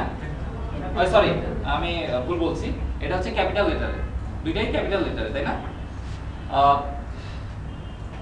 এখানে যেটা নামটা দেখতে পাচ্ছেন, আমি যদি বলি যে এখানে দেখেন বলা আছে যে বাটনের নামটা কি হয়, কেসিং ক্যামেল কেস, বাটনের নামটা হয় ক্যামেল কেস। সেক্ষেত্রে আমার যে বাটনটা আসলে সেটা কি শো বাটন। তো আমি ক্যামেল কেসে যদি আমি এভাবে লিখি তাহলে কিভাবে লিখবো? আমার বিটা বড় হাতের হবে। অনেকে বলতে পারেন যে আমি কেন শুধু শো লিখবো না, বাটনের ক্ষেত্রে কেন শুধু শো লিখবো না? অনেকে যেটা করেন, অনেক কোম্পানিতে যেটা করতে পারেন সেটা হচ্ছে যে আগে বাটন লিখতে পারেন বিটিএন তারপরে শো। কিন্তু আমরা যে নেমিং কনভেনশন ফলো করব, এই নেমিং কনভেনশনে বিটিএন নামে আমরা কিছু জানি না। আমরা মূলত লিখব প্রথমে হচ্ছে যে পারপাজে আমরা কন্ট্রোলটা ইউজ করতেছি সেই কন্ট্রোলটার পারপাস, দেন কন্ট্রোলটার নাম। যদি আপনি বাটন না লিখে শুধু শো লেখেন, প্রবলেম কখন হবে? যদি আপনি একটা টেক্সট বক্স রাখেন একই জিনিস একই কাজের জন্য শো করার জন্য, আপনি সেখানেও যদি শো লেখেন তখন কি হবে? কনফ্লিক্ট হবে না, আপনি চিনতে পারবেন না আসলে বাটন ছিল না টেক্সট বক্স ছিল। এই কারণে আপনি প্রথমে লিখবেন অ্যাকশন, দেন তারপরে কি লিখবেন? আচ্ছা ভাই, একই ফর্মে তো দুইটা শো বাটন থাকতে পারে, তো সেই ক্ষেত্রে আমি শো বাটন দুইবার লিখলাম, তখন তো আমার এটা একই ফর্মে দুইটা শো বাটন থাকতে পারে, কিন্তু দুইটা শো বাটনের পারপাস কিন্তু ভিন্ন। যদি আপনি দুইটা শো বাটন দেন তাহলে পারপাস অবশ্যই ভিন্ন, কোনো না কোনো ডিফারেন্স তো তাদের আছে। আপনি ডিফারেন্সটা এখানে এই এরিয়ায় বলে দেন যে আমি এই কারণে শো করতে চাচ্ছি, বা এই শো বাটন। আপনি ধরেন একটা শো করতে চাচ্ছেন যে something hello world show button, আর একটা করতে যাচ্ছেন যে আরেকটা শো বাটন, পারপাস তো ভিন্ন। আপনি জাস্ট এখানে কি করতেছেন, পারপাসটা ডিফাইন করে দিচ্ছেন আগে। আমার কথা বুঝতে পারছেন? এটা কাস্টমাইজটা আসলে নিজের কাছে, আপনি নাম কিভাবে দিবেন এটা আপনার নিজের কাছে, কিন্তু আসলে ফরম্যাটটা কি হবে সেটা আমরা বলে দিচ্ছি, তাই না? যে ক্যামেল কেসের ক্ষেত্রে এই ধরনের হচ্ছে নাম, প্যাসকেল কেসের ক্ষেত্রে যদি আমি কোনো একটা নাম দিই, ধরেন আমি যদি লিখি শো বলেন, বসে বলেন। ভাইয়া ধরেন আমি যদি শো 1 বাটন লিখতে চাই তাহলে কি শো 1 বাটন লিখবো না শো বাটন 1 সরি, ধরেন দুইটা বাটন আছে একটা শো 1 বাটন একটা শো 2 বাটন শো 1 বাটন লিখবেন। Show one বাটনটা জাস্ট আপনার হচ্ছে কি এটা আইডেন্টিফাই, বাটন 1 এর পর আর দরকার নেই কি লেখা, ভাই সাইডে যে একটা বাটন সেটা আপনি আইডেন্টিফাই করতেছেন, বলেন। অ্যাকশনটা আগে দিলে ব্যাপারটা জটিল হয়ে যায় না। বাটন মনে করেন আছে 20টার উপরে তখন অ্যাকশন আগে দিলে এতগুলো বাটন কিভাবে হ্যান্ডেল করবে? বাটন 20টা 50 থাকে ওটা তো ফ্যাক্ট না। আপনি ধরেন যে এখন বাটনের নেম দিয়েছিলেন আপনি একটা শো করা, একটা রিমুভ করা, ডিলিট করা। এখন কোডিং এর সময় আপনার তো মনে আসবে না। তখন আপনি কেন আসবে না? আপনি রিমুভ লিখলেই আপনার সাজেশন কিন্তু চলে আসবে। ওগুলো আসবে, বাট রিমুভ নামে যা আছে এটা আপনি বের করার জন্য যদি শুধু ফার্স্টে বিটিএন দিতেন তখন তো সফটওয়্যারটা এসে করতে আগে বাটনগুলো আগে আসতো, তাই বলতে যাচ্ছেন আপনার বারবার বিটিএন লিখতে হচ্ছে, তারপরে হচ্ছে মানে ওইটা লিখতে যাচ্ছেন, তাই তো। বাটন লিখলে যেটা হবে যে আপনি যখন কোডিং করতে যাবেন তখন দেখবেন যে অটোমেটিক্যালি আপনি বুঝতে পারছেন যে আপনি এখন বাটন নিয়ে শো বাটন নিয়ে কাজ করতে পারছেন বা রিমুভ বাটন নিয়ে। আমি তো বললাম যে বিভিন্ন জায়গায় নেমিং কনভেনশন বিভিন্ন ধরনের হয়। আমরা এখানে কেন বিটিএন আগে দিচ্ছি না, কারণ হচ্ছে যে আপনারা যারা প্র্যাকটিস করেন তারা যাতে এই প্র্যাকটিসটা যে শো বাটন বা রিমুভ বাটন বিটিএন দিলে কী হয়ে যায়, অলসতা কাজ করে। হ্যাঁ, আমরা অলস হয়ে যাই, তখন আমরা অনেক কিছু নামেও অলসতা করি। শো বাটন শো না লিখে আপনি লেখেন SHW, লাভটা কি? বা এস, শুধু S BTM, chat language use করবো।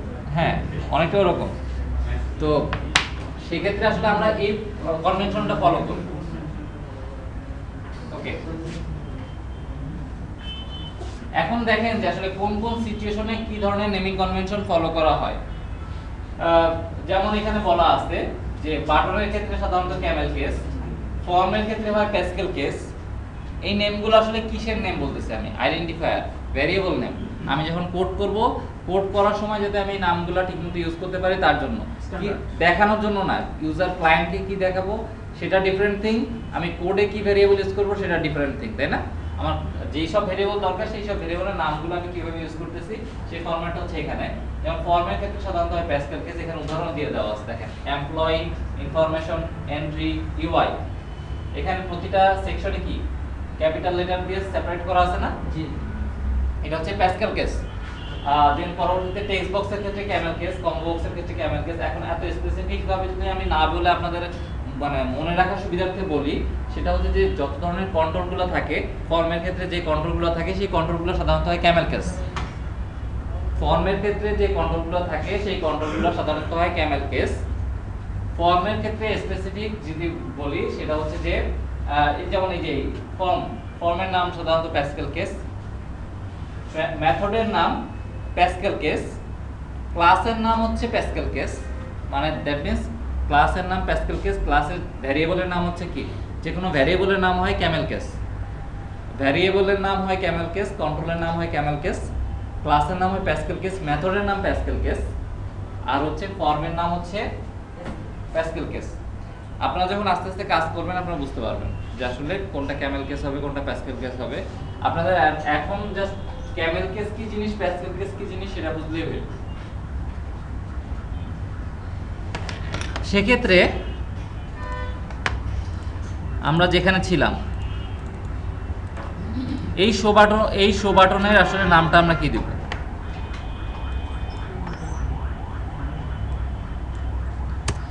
বাটন অন ক্লিকটা আমি মুছে ফেললাম। এখানে দেখেন নেম নামে একটা প্রপার্টি আছে, এই প্রপার্টিতে আমি তার নাম দিলাম শো বাটন। দ্যাট মিনস এই বাটনটাকে আমি কোডে যখন ইউজ করব তখন শো বাটন হিসেবে ইউজ করব। আমি ইভেন্টে আবার আসলাম, যেহেতু আমি আগেরবার বাটন অন ক্লিক আসছে, আমি এখানে ডাবল ক্লিক করলাম, শো বাটন ক্লিক চলে আসলো, তাই না?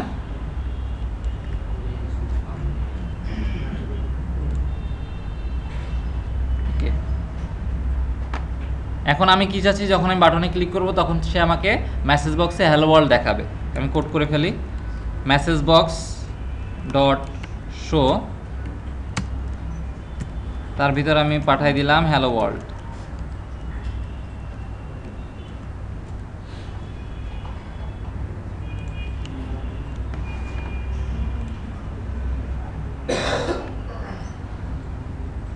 আমি একবার রান করি, আমি বাটনে ক্লিক করলাম, হ্যালো ওয়ার্ল্ড মেসেজ বক্সে চলে আসলো। ওকে, হ্যাঁ বলেন। শো বাটনে ক্লিক করবেন, প্রপার্টিজে যাবেন, প্রপার্টিজে গিয়ে নেম নামে একটা প্রপার্টি আছে, সেই প্রপার্টিটা চেঞ্জ করে দিলে আসলে তার ভ্যারিয়েবল, ওই বাটনের যে ভ্যারিয়েবল নেম সেটা তখন সেই হিসেবে সে চিনবে। আইডি এবং অবশ্যই ওই নেম স্পেসের, ওই লোকেশনের, ওই স্কোপে, বাটনের স্কোপে এই শো বাটন নাম একটাই থাকতে হবে, কারণ ভ্যারিয়েবল নাম ডিফারেন্ট হয় না, তাই না, একই স্কোপে, এটা মাথায় রাখবেন।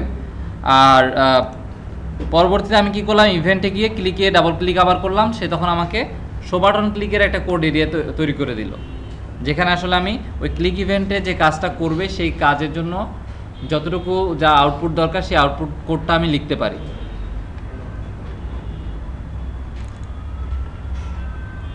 বাই ডিফল্ট একটা ইভেন্ট সেট করা থাকে, প্রতিটা কন্ট্রোলের একটা ডিফল্ট ইভেন্ট থাকে। এই বাটনের ক্ষেত্রে ডিফল্ট ইভেন্ট হচ্ছে ক্লিক ইভেন্ট, এটা আপনাদের মানে জানায় রাখলাম।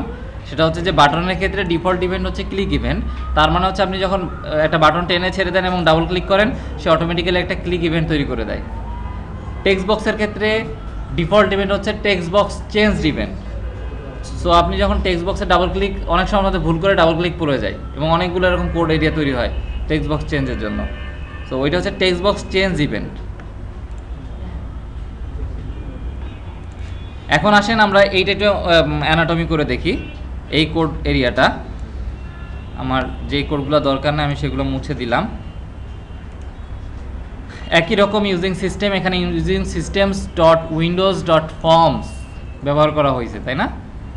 কেন ফর্মস ব্যবহার করেছে আমরা যদি এটা কমেন্ট আউট করি তাহলে বুঝতে পারবো। মেসেজ বক্স যেই আমার যে মানে মেসেজ বক্স যেটা আমরা দেখছি, এই মেসেজ বক্সটা আমাদের ইউজ করতে গেলে এই উইন্ডোজ ফর্মস নেম স্পেস বা উইন্ডোজ ফর্মস যে ক্লাস লাইব্রেরি লোকেশন আছে সেই লোকেশনটা জরুরি।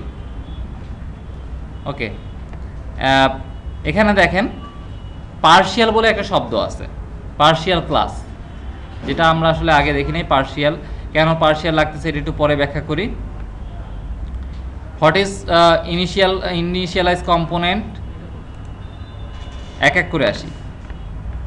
দেন পার্শিয়ালের ক্ষেত্রে আসি। অ্যাট ফার্স্ট পার্শিয়ালের ক্ষেত্রে যেটা আসলে ফ্যাক্ট, যেটা সেখানে দেখেন যে আমি যদি আমার সলিউশন এক্সপ্লোরারে যাই, আমার form1.cs ফাইলটা দেখি, এই ফাইলটার আন্ডারে দেখেন দুইটা ফাইল আছে, form1.designer.cs, form1.regex। এবং এইটার আন্ডারে প্রথমে কি দেখতেছি, একটা ইউআই। ইউআইটার যে কোড এরিয়া, সেই কোড এরিয়া আমরা দেখতেছি। এটা কি একই জিনিস না? form1-এরই তো কাজ করতেছি, তাই না? আমার ইউআই আছে, আমার কোড এরিয়া আছে। কথা হচ্ছে গিয়ে প্রশ্ন যেটা আমার সেটা হচ্ছে যে এই যে শো বাটন, এটা একটা বাটনের সাইজ আছে, সাইজটা আমি বাড়াই দিলাম, তাই না? এই যে বাটনের সাইজ বাড়াইলাম, এটা কি অটোমেটিক হইলো? কোথাও না কোথাও তো কোডে আছে, সেটা কি আমরা এখানে দেখতে পাচ্ছি? এখানে কোথাও আছে ডিফাইন করা বাটনের সাইজ কত, বাটনের লেন্থ কত, বাটনের নাম কি, এগুলো তো কোথাও নাই, মানে এইখানে অন্তত নাই। প্রশ্ন হচ্ছে কোথায় আছে। আসেন form1.designer.cs এ আসি। এইটা হচ্ছে একটা auto generated code area. That means বলেন,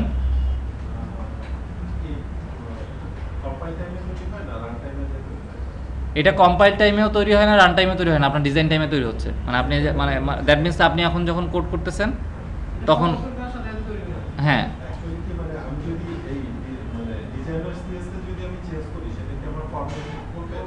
হ্যাঁ,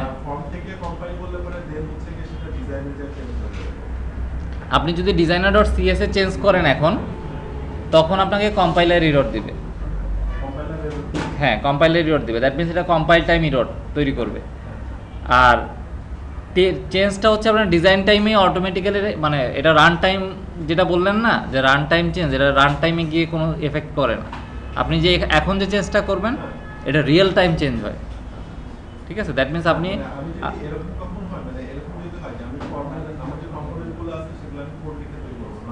করতে পারেন, কোনো সমস্যা নাই।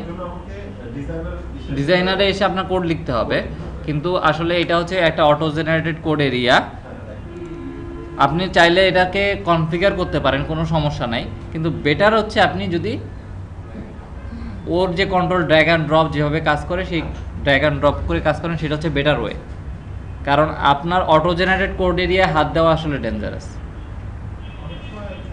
আপনি যদি এক্সপার্ট হন, আপনি যদি মনে করেন I have control over it, তাহলে আপনি করতে পারেন, ঠিক আছে। কিন্তু বেসিক্যালি যে কোনো অটো জেনারেট কোড এরিয়ায় হাত দেওয়া একটু ডেঞ্জারাস, কারণ সে আসলে WPF এর কাজ করলে তো হবে WPF কি আমরা জানি না, সো এটা নিয়ে আমরা কথা বলবো না। ওকে,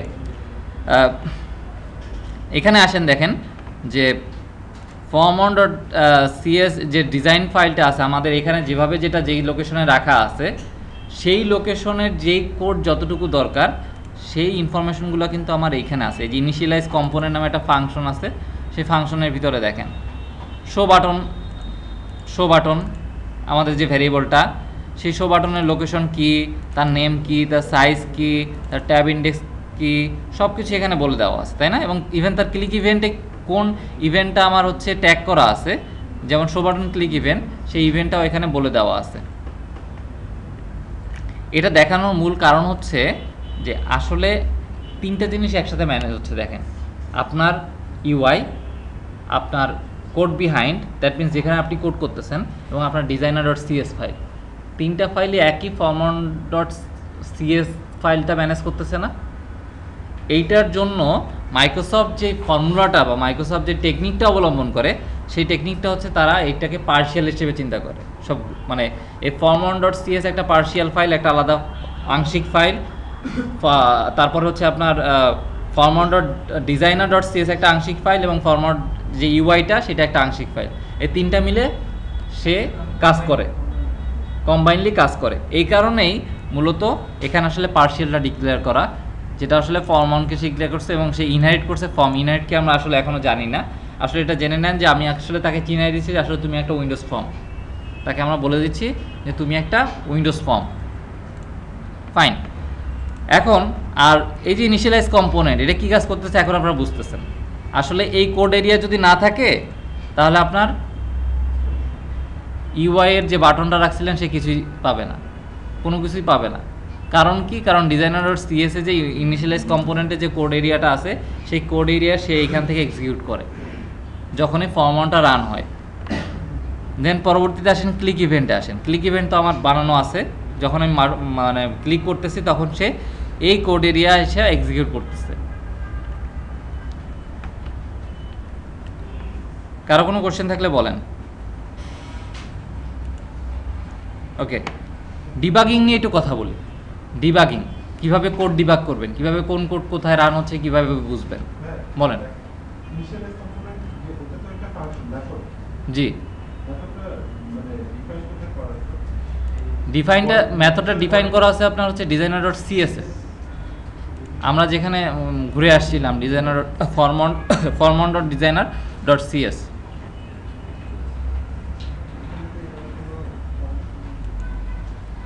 আপনি একটু স্ক্রিনে খেয়াল করেন, form1 দেখেন এখানে আছে, form.designer.cs আছে। হ্যাঁ, আপনার এখানে ইনিশিয়ালাইজ কম্পোনেন্ট দিয়ে যে মানে ইনিশিয়ালাইজ কম্পোনেন্ট এটা নামে আমাদের কোনো জানা মেথড নাই। ওটা ক্লাস ক্লাস করে মানে আগে করা আপনাদের মেবি কলাপস করা, করা আছে ওটা এটা এক্সপ্যান্ড করে একটু দেখেন। এখানে দেখেন এভাবে কলাপস করা আছে কিনা, প্লাস সাইন আছে কিনা বাই। ও আচ্ছা, রাইট রাইট। ওকে, ওই প্লাস সাইনে ক্লিক করেন, দেখবেন মানে এক্সপ্যান্ড হয়ে গেছে, তাহলে বুঝতে পারবেন। ওকে, এখন আসেন আমরা একটু ডিবাগিং নিয়ে কথা বলি। ডিবাগিং বলতে আমি যেটা বলছিলাম যে আপনি আপনার কোডের উপরে ম্যাগনিফায়ার গ্লাস বসাচ্ছেন, ম্যাগনিফায়ার গ্লাস দিয়ে আপনি দেখতেছেন কোডের আসলে কোথায় কোথায় কি কি কাজ করতেছে না করতেছে সব কিছু আপনি বুঝতেছেন, তাই না? ম্যাগনিফায়ার গ্লাস কীভাবে বসাবেন সেটা আসেন দেখি। আমি এখানে একটা, এই যে আপনার যে শ্যাডো এরিয়া আছে একদম বাম পাশে একটা শ্যাডো এরিয়া আছে, দেখেন এখানে আমি ক্লিক করলাম। এটার মানে হচ্ছে আমি একটা ব্রেক পয়েন্ট বসাচ্ছি। আমি যদি লেফট মাউস বাটনে একটা ক্লিক করি, তার মানে এখানে একটা দেখেন যে লাল রঙের একটা বল এখানে এসে বসে আছে। আসলে আমি এখানে একটা ব্রেকিং পয়েন্ট বসাচ্ছি। ব্রেকিং পয়েন্ট বলতে কি বোঝাচ্ছি, যখন কোডটা এক্সিকিউট হচ্ছে কোডটা এক্সিকিউট হইলে যখন সে এই কোডটা এই পয়েন্টে এসে পড়বে, দ্যাট মিনস কোড কি হয়, এক্সিকিউটিং পয়েন্ট আছে না, তার পয়েন্টার দিয়ে বিভিন্ন জায়গায় এক্সিকিউট করে মেশিন।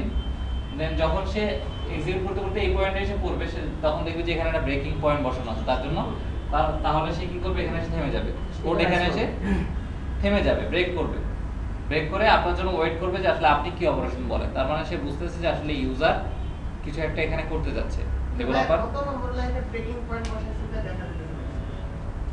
এখানে যে এখানে কালি মেসেজ বক্সের আগে আপনি যে কোনো জায়গায় বসাতে পারেন লাইন নাম্বারটা দিয়ে দিলে তো বেশি ভালো। লাইন নাম্বার এটা টুল অপশনে কোথায় কোথায় যেন আছে ভাই, আমার এত কিছু মনে নাই, ওটা পরবর্তী দেখে নিয়ে নিন, গুগল সার্চও করতে হতে পারে। আচ্ছা, এখন হচ্ছে যে এই ব্রেকিং পয়েন্টে এখানে আসলে আমি যেটা বলতেছিলাম যে যখন কোড ব্লক এখানে এক্সিকিউট করবে, ঠিক এই পজিশনে এসে কোডটা কি থেমে যাবে, তাই না? আসলে আসেন দেখি যে আসলে থেমে যায় কিনা। রান করতেছি, শো বাটনে ক্লিক করলাম, এখানে এসে কোড থেমে গেছে, তাই না? এখন যদি আপনি তাকে বলেন যে তুমি আবার চালু হও, সে চালু হবে, না হলে আপনি স্টেপ বাই স্টেপ দেখতে পারবেন, code line by line execution করে দেখতে পাবেন। লাইন বাই লাইন কীভাবে এক্সিকিউট করবেন, এখানে দেখেন তিনটে অপশন আছে, উপরে কোনায় দেখেন step into, step over, step out. এর মানে হচ্ছে এইটাই, step into, step over, step out, এই তিনটা জিনিস যদি আপনারা ক্লিয়ারলি বোঝেন, আপনারা ডিবাগিং করতে পারবেন নিজেরাই। ওই যে ওই কন্টেন্টে কিভাবে আসবো, কোন জায়গায় ক্লিক করব? সরি, মানে ওই যে এই থার্ড লাইন আর উপর থেকে দিয়ে মানে ওই যে ওই ওগুলা কিভাবে আসবো? এইটা আসে নাই, তাই তো আপনার? আচ্ছা, এটা হচ্ছে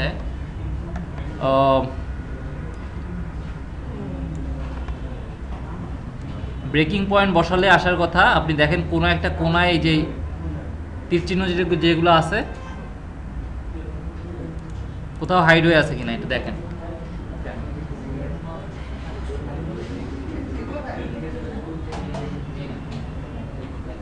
আপনি রান করেন, রান না করলে তো আসবে না। সেটা করবেন?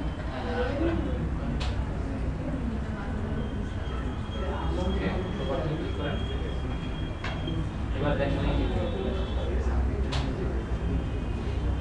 যারা রান না করে এটা দেখতে চাচ্ছেন, তাদের উদ্দেশ্যে বলতেছি, রান না করলে কিন্তু এই টুলটা আসার কোনো কারণ নাই। আর রান করছি তারপর তো টুলটা আসে না।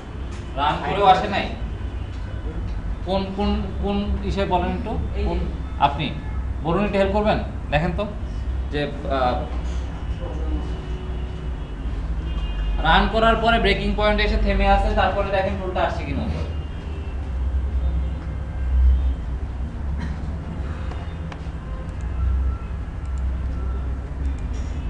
ব্যাপার হচ্ছে আপনার কোড এখন কিন্তু রানিং, সো কিন্তু জাস্ট আপনি এটাকে পজ করে রাখছেন। এখন আপনি জাস্ট স্টেপ বাই স্টেপ দেখতে যাচ্ছেন কোন কোডে কি হচ্ছে। স্টেপ ইনটুর কথা বলছিলাম, স্টেপ ইনটুর ক্ষেত্রে যেটা হয়, আচ্ছা আপাতত না আসলে সমস্যা নেই, আমি আপনাদের জাস্ট ব্যাখ্যা করতেছি।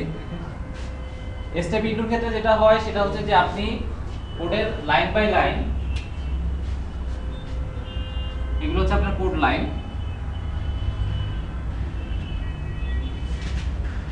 সাপোজ এখানে একটা মেথড ডিফাইন করা আছে,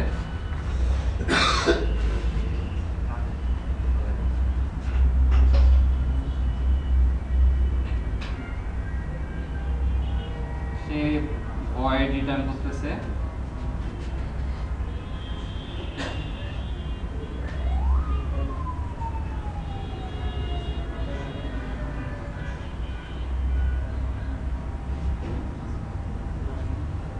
তার ভিতরে কিছু কোড আছে,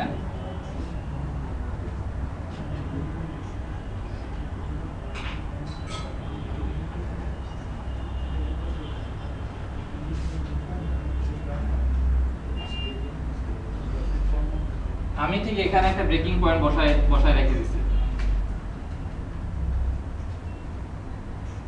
সবাই কি দেখতে পাচ্ছেন না? ওকে, আমার আসলে এগুলো সব কোড, ধরেন কোড লাইন, এখানে আমি জাস্ট একটা মেথড কল করছি, সেই মেথড হচ্ছে এই মেথড। আমি এখানে একটা ব্রেকিং পয়েন্ট বসায় রেখে দিছি, কোনো একটা লাইন রান করার পরে ঠিক এই পজিশনে এসে মানে থেমে আছে। স্টেপ ইনটু যদি আপনি করেন, তাহলে সে কি করবে, স্টেপ ইনটু একবার ক্লিক করলে সে এই লাইনে এসে থেমে বসে থাকবে।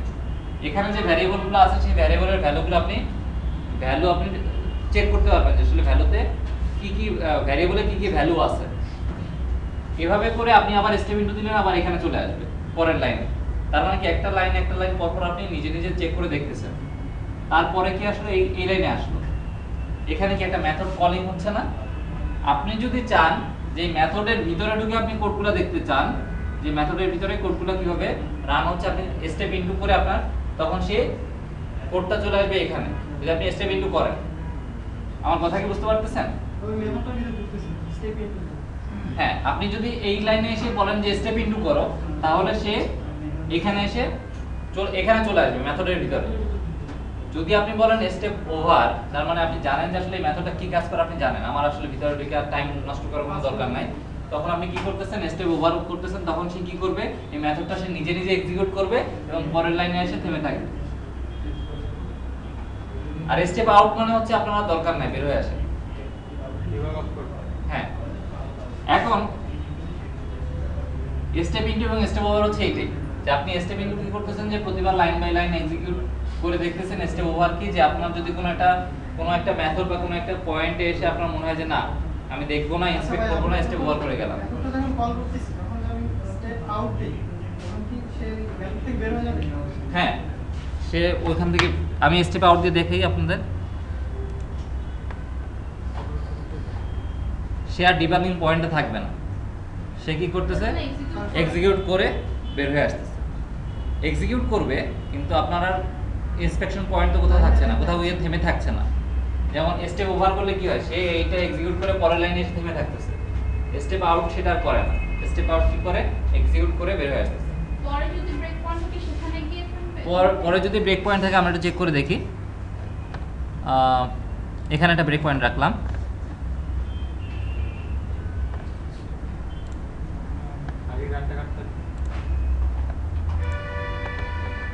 দেন আমি বললাম স্টেপ আউট,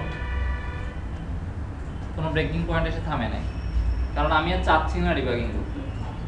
যত জায়গায় ব্রেকিং পয়েন্ট থাকুক তার কাছে ডাজন্ট ম্যাটার। কিন্তু ও আচ্ছা আচ্ছা, তাহলে আমার ভুল হচ্ছে কোথাও।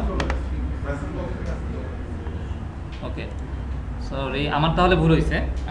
মানে যেটা হবে, সে আসলে ওই ব্রেকিং পয়েন্ট পাইলে সে আবার ওখানে ওয়েট করবে। স্টেপ আউট মূলত হচ্ছে যে আপনার ওই যে যদি আগে কোনো এক্সিকিউশন পয়েন্ট থাকে, সেই এক্সিকিউশন পয়েন্টে সে আর থাকতেছে না, সে ওইখান থেকে স্টেপ আউট করতেছে। পরবর্তীতে যদি ব্রেকিং পয়েন্ট থাকে তাহলে সে সেখানে স্টেপ ব্রেকিং পয়েন্ট নিয়ে বসে থাকবে।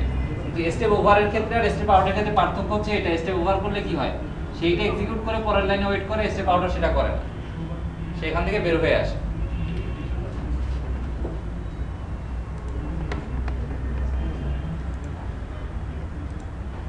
ভ্যারিয়েবল ইন্সপেকশন কেমন করে করবেন, আমি একটা ভ্যারিয়েবল ডিক্লেয়ার করলাম, ইন্টিজার নাম্বার ইকুয়াল টু 10,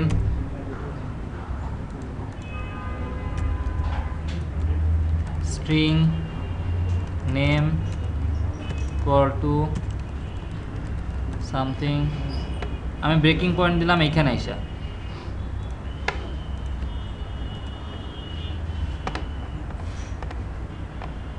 আমার নাম্বার এবং নেমের স্কোপ কতটুকু, এতটুকু না।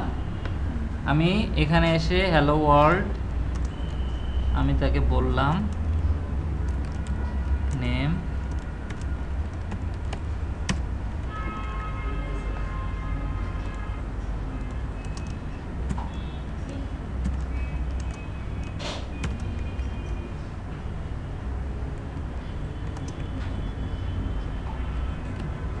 আমি নেম এবং নাম্বারটা দেখাতে যাচ্ছি জাস্ট, এছাড়া কিছু না। আমি রান করি, শো বাটনে ক্লিক করি, এখানে এসে আমার এক্সিকিউশন পয়েন্টটা থেমে আসে, তাই না? এখন এই নেম ভ্যারিয়েবলের আসলে ভ্যালুটা কত আপনি জানতে চান, সেক্ষেত্রে আপনি যদি ভিজুয়াল স্টুডিও যেভাবে করা সম্ভব, একটা যদি মাউস পয়েন্টার তার উপর নিয়ে যান, সে আপনাকে ভ্যালুটা দেখাচ্ছে, নাম্বারের উপর মাউস পয়েন্টার নিয়ে যান, আপনাকে ভ্যালু দেখাচ্ছে। এছাড়া আপনি চাইলে অটোস নামে একটা অপশন আছে, দেখেন অটোস, এখানে ক্লিক করলে যেটা হবে সেটা হচ্ছে যে আপনার এই স্কোপের ভিতরে যে ভ্যারিয়েবলগুলো আছে সে অটোমেটিক্যালি এগুলো এখানে লিস্ট আউট করে ফেলবে। আপনি যে স্কোপে যান, ব্রেকিং পয়েন্ট বসাতে বসাতে সেই স্কোপের যে ভ্যারিয়েবলগুলো আছে সেই ভ্যারিয়েবলগুলো সে এখানে লিস্ট আউট করে ফেলবে এবং আপনাকে দেখাবে নেম এবং ভ্যালু পেয়ারে। ক্লাসের কাজটা ওকে, আর আপনি চাইলে নিজেও ওয়াচিং পয়েন্ট বসাতে পারেন, এখানে নেম দিবেন আপনার ভ্যারিয়েবলের নাম, দেন সে এখানে ভ্যালু দেখাবে। ক্লাসের কাজটা কি Sorry? ক্লাস নেমের আগে পরে যে ক্লাস দিয়েছে ওটা ও আচ্ছা, এটা হচ্ছে কনকাটিনেট করছি, স্ট্রিং কনকাটিনেশন, স্ট্রিংগুলো একসাথে করা হয়েছে আর কি।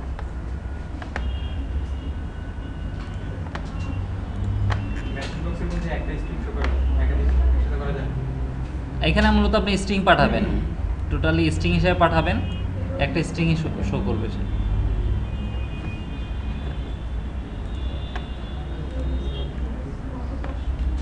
ওকে, লাস্ট কোশ্চেন যেটা, সেটা হচ্ছে যে where is the main method.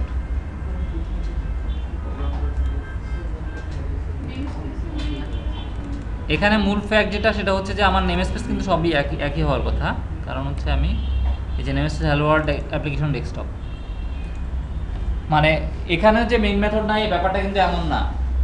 এই ফর্ম অ্যাপ্লিকেশনের এইখানে যে মেইন মেথড নাই এমন না, এবং তার এক্সিকিউশন পয়েন্ট মেইন মেথড থেকেই শুরু হয়, কিন্তু সেটা আসলে লোকেশন ডিফারেন্ট, মানে সেটা আসলে ফাইল লোকেশনটা একটু অন্য জায়গায় আছে, যে program.cs ফাইলেই আছে। এখানে দেখেন, এখানে সে বেশ কিছু নিজের ভিতরে কাজ করে, অ্যাপ্লিকেশনের ইনেবল ভিজুয়াল স্টাইলস, যদি আপনি ভিজুয়াল স্টাইল ইনেবল করতে চান, সেট কম্প্যাটিবল টেক্সট রেন্ডারিং, আর অনেক কিছু আছে। মূলত অ্যাপ্লিকেশন রানিং পয়েন্ট হচ্ছে এইটা, যে অ্যাপ্লিকেশনটা রানের ভিতরে সে তার কোন ফর্মটা আগে রান হবে সেটাই আসলে এখানে ডিফাইন করা আছে। তার মানে আপনি যদি 5-6টা ফর্ম নিয়ে কাজ করেন, কোন ফর্মটা আগে রান হবে সেটা আপনি এখানে ডিফাইন করে দিতে পারেন। নিউ লিখে ওই ফর্মের নাম বলে দিবেন, সে ওই ফর্মটা আগে রান করবে। এখানে পার্শিয়াল ক্লাস যে নামটা ছিল ওইটা হ্যাঁ হ্যাঁ হ্যাঁ, পার্শিয়াল ক্লাস ভুলে যান, এটা আসলে আপনার ওই প্রথম ফর্ম 1, এই যে এটা।